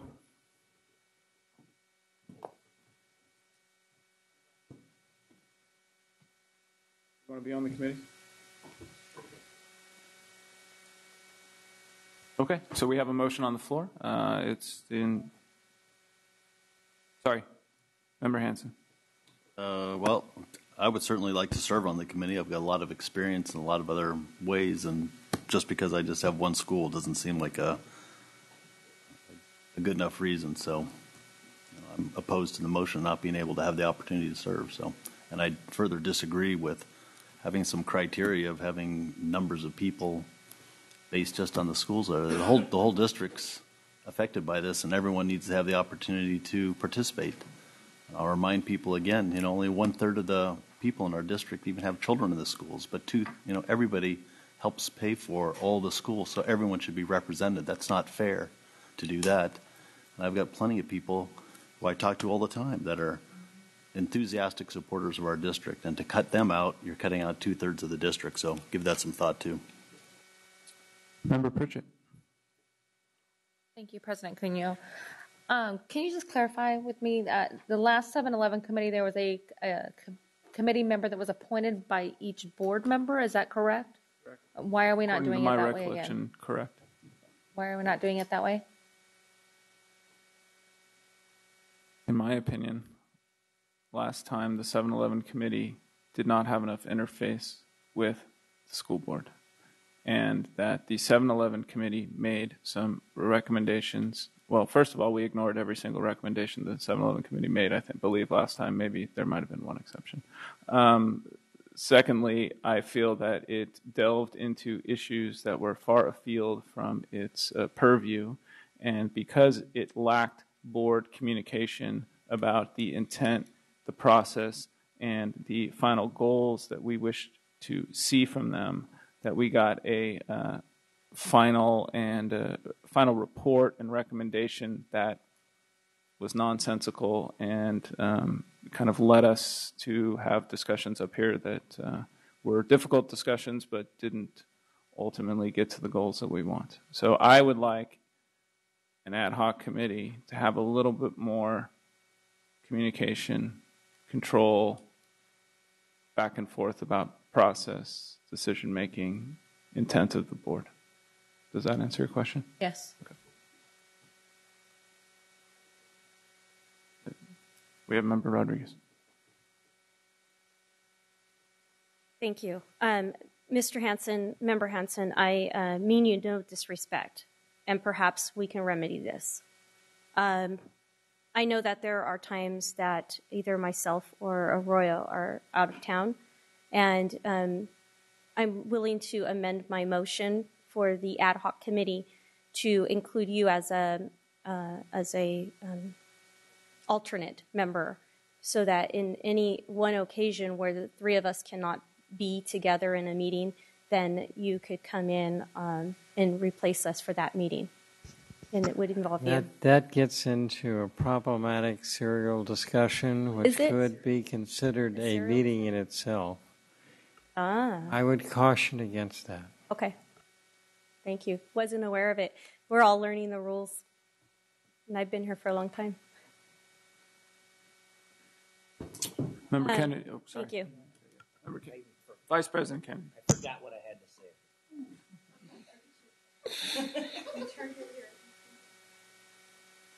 I'll call the question. Yeah. Did you before? Yeah. Okay. Yes. Vice President Wu. Call the question. Thank you. We have a motion on the floor. Member Rodriguez believes Vice President Kennedy with the second to compose the ad hoc committee of Member Rodriguez, Vice President Kennedy, and Member Arroyo, if I am correct. All in favor? Aye. Opposed? I'll say no as well. Abstentions? The ayes have it. That is the ad hoc committee. Item 9.5, resolution number 2732, authorizing the issuance and sale of the 2012-2013 tax and revenue anticipation note. It's an action item with a 10-minute presentation, 10-minute discussion. Richard Odegaard. There was a reporting schedule to be determined by the board. I'm just following your own GC5 as a reporting schedule. Under board committee, it says C, reporting schedule. You could ignore it if you like.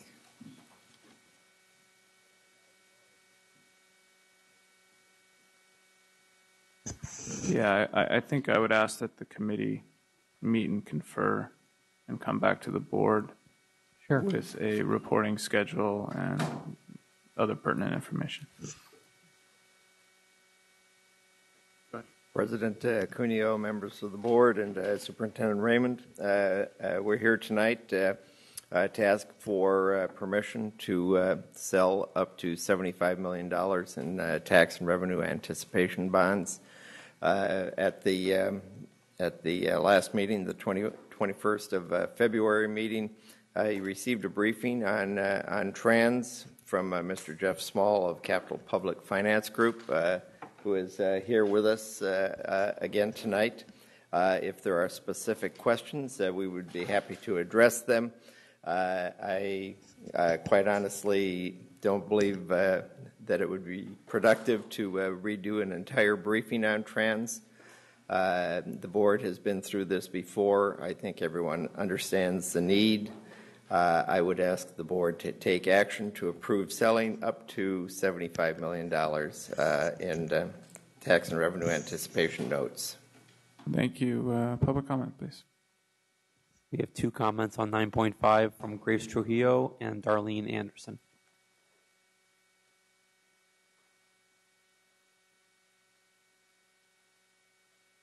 Good morning, members of the board, Jonathan, and the members. This is one of the things I was talking about. When I was looking at the audit, I was looking at some information regarding some of the balloon payments, like in the notes. Could it go up on the screen?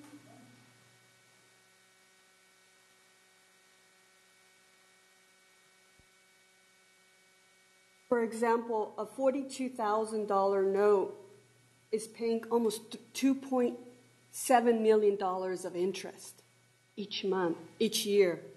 Over the year, that particular $43 million adds up to $113 million in principal, $59 million in interest, gives you a total of $172 million.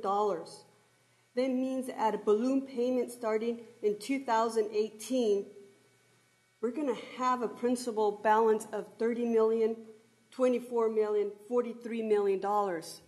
This is going to put our schools in a deep, deep problem financially. I would not recommend to have these done further. What's going to happen to the future of our schools? You know, I think as a parent, they need to know how sometimes these balloon payments work and how some schools adapted them just to get the money now. We did the infrastructure in some of these schools, but now they're closing. As I mentioned before, I had the numbers. Just alone, I know they're talking about the COP. Well, it's $3.5 million right there. These are the numbers I'm talking about. We need to be aware of these costs. We don't want to spend something that we don't have. This Q&R, I was out there putting signs voting. but let's spend it as we get it. Let's not make balloon payments and then pay the money for it over the next generation. Thank you. Thank you.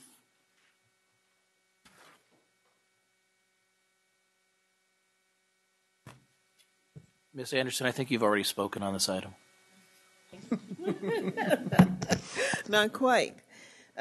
Was going to talk about the phone call I made to the County Office of Education because I did have a great concern about us asking for money, and quite frankly, we're spending a lot of money. And I've been asking to try to figure out how we get an audit done in this district. I know the district does audits all the time. We have an outside auditor, but I don't think we have one for services. I mean, that would relate to how many kids are actually graduating and moving on to a higher education. I think those numbers are really, really low. Yet and still, when we rush off to borrow this money, because normally we don't have it because tax dollars come in at a different time than the regular dollars, and the grant money doesn't fund and all this other stuff, but we're still spending money like we have money. It's kind of like we built the new schools, the smaller schools, and we really didn't have money to build those smaller schools. We bought the building on 24th and Florin. We really didn't have the money to buy that, but we bought it, and then we closed it. So I don't know how it brought the community a great level of support. It really didn't. A lot of these actions are kind of like haphazardly. We'll just do this, or we'll do this. But you only have one opportunity when you start school for the 12 years to make an impact, to change your direction, to go to college, to have a quality life. And if you don't get it during the 12 years when you spend it in this district, you don't, I can see the impact on the black community. Everybody should be able to drive down the streets in South Sacramento. You will see a black person walking, an old person black, every kind of black person, child, infant, dragging their old grandma out on the streets. And you say, well, wow, why is the black community so impacted? It's because they're being done a disservice in the city of Sacramento. And it is the city that's affecting them. And I think that, we do have to look at the choices that the district makes and the impact on the community. And that's what we're not looking at, and that's what we need to look at. Thank you, guys, and you guys have a good evening. You too. Member Hanson. I'd like to move the resolution. Second. We have a motion by Member Hanson to approve the TRAN, with a second by Vice President Kennedy. All in favor?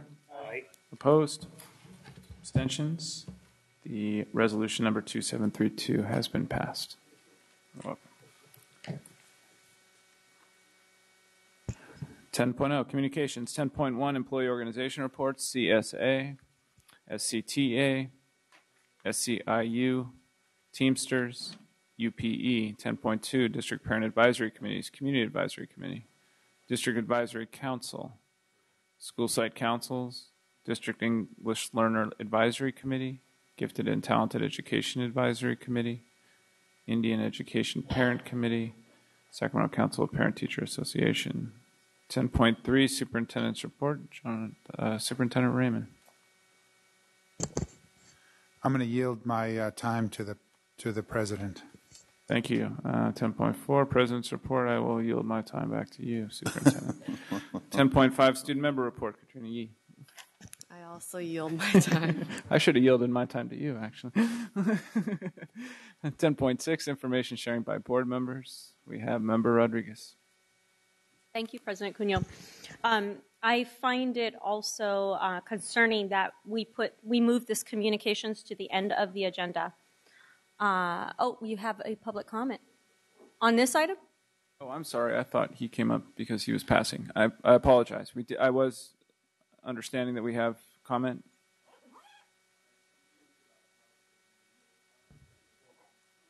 We're not, given the late hour and the discussion that's already been had, we're not going to be making any comments. Okay. Okay. No comment on this item? The 10.6? Okay. Leo Bennett-Cochon. Give me a quick minute to skip.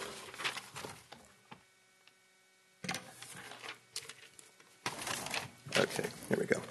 So I wanted to thank the board. I've been emailing, and I appreciate that Member Hanson returned my email. I did send some emails to Member Wu, and I had a few questions. I'm wondering if you had any chance to consider them, and do you have a practice of responding eventually? Okay, thank you. I did send some emails to Patrick, and I had some ideas about split classes and questions about different formulas. Do you have a practice eventually of answering? Okay. We'll work on that one. News to me. Okay. It's been a busy time. You answered my question by practice. Jeff, I was wondering why you guys stay so late when your board policy says it's not effective, but you have a right to suspend your rules, so I don't advise it. But I also have been sending in requests about the agenda, and I'm wondering if you received that. And there is a board policy that says you will respond to the community when they ask those questions. And did you get that? I did. Excuse me? I did. You did? Yes. And do you have a practice of following the board policy and eventually responding? I think it was a public information request that's best left to legal counsel. There's two pieces. One was the public information question. If you could resend the other one then, please. Excuse me? If you could resend the other one then, please. About the board agenda? Yes, please. Okay. And then I'm trying to clarify, because there is the little sign outside, and I went through this last time. This is a limited public forum. Are we allowed to bring signs? I have no idea. If you could clarify that, I'd rather not get arrested, but we had to clarify last. It does say no signs, but my understanding of a limited public forum is you can bring signs. So I will be bringing them until I hear differently. Thank you for your time. Back to Member Rodriguez. Thank you. I find it concerning that we're moved this communications to the end of the agenda when we had a packed house earlier. SCTA was here. It's not fair to our parent partners and our union partners to push their voices back to the end of the agenda. So I do want to express that concern.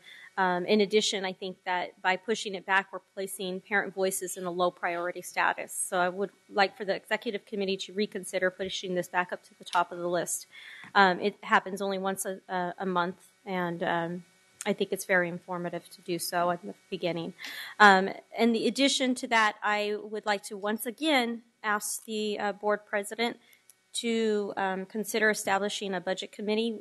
Our troubles around here are concerning budget and therefore closing schools. And again, I offer my services as a scholar in finance who holds a bachelor's degree in that subject, to where I can provide much needed services to this district by serving on a budget committee. Member Pritchett. Thank you, President Cunha. Yesterday, yes, it was still yesterday, March 6th marks the one-year anniversary of a horrific crime that was committed to a young lady who was a student at Einstein Middle School. Jessica Funk Haslam's life was taken much too soon that day. The Rosemont Community Association hosted a memorial tonight in memory of this young lady, and as most of you know, the person who committed this horrific crime has not been caught, and the Rosemont community is still on edge. Being a parent, I cannot imagine what this family has endured over the past year. Please keep her in your thoughts and your prayers, and please contact the SAC PD if you have any tips with information in regards to this incident. Thank you. Vice President Wu. Thank you, President Cuneo.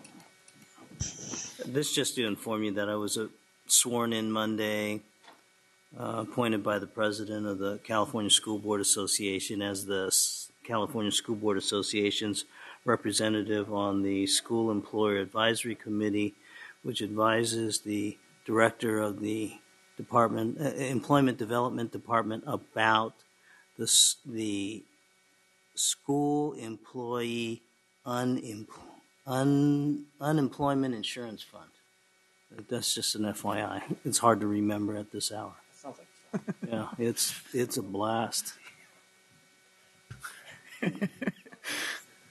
Okay. That was it? Okay. We have 11.0, business and financial information. It's 11.1, I understand we have a public comment. Leo Bennett Cochon. I will say, just for the record, we have received the information.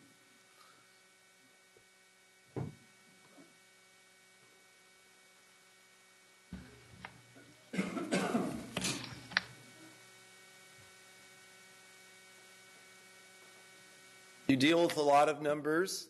Attendance is one of them. You probably can't read them, but your numbers for this month is showing that kindergarten's down 254. I remind you that's a statistical prediction. It's called the Great Recession dip. So it may not be a trend 1 year. And your biggest dip in terms of levels is grades 9 through 12, 351. And I think you need data as to why it's your high schools that are truly impacting your declining enrollment, not the elementaries. You're told you're in declining enrollment, but really the numbers show that you've stabilized and actually improved a little bit. It depends where you want to say. I can say declining enrollment last 10 years. I can say flat enrollment the last 4 years. This is grade 1 enrollment.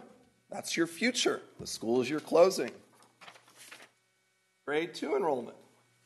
And except for the kindergarten dip from the Great Recession, kindergarten, go, you little guys. And here's grade 9. Therein lies the problem. So I really think closing elementary schools was the wrong solution to the wrong problem. And again, the refrain is, you need the time. I'm going to make a little comment that's not completely connected, but it's really sad coming back here out of retirement. There's an adage that says all superintendents and presidents need to do is count to 4. 1, 2, 3, 4, you win. But the community doesn't win. We need 7 of you guys working as a team, really, really figuring out. And I don't think you can do that if you don't do what I've heard today, which is step back and pivot, which means rescind, stop, fix the mistake. Thank you. Thank you. 12.0 future board meetings, dates and locations. March 21st, 2013, 4:30 p.m. closed session, 6:30 p.m. open session here at the Cerner Center. April 4, 2013, 4:30 p.m. closed session, 6:30 p.m. open session. Once again here at the Cerner Center 13.0. Can I get a motion? Motion to adjourn. I just wanted to, for the record, on that item there, that just to let the board know, I will not be at the next meeting. That? Do we have a motion? Okay, we did. Okay, student member Yee, a second by board member Rodriguez. All in favor? Opposed? Abstentions? We are adjourned.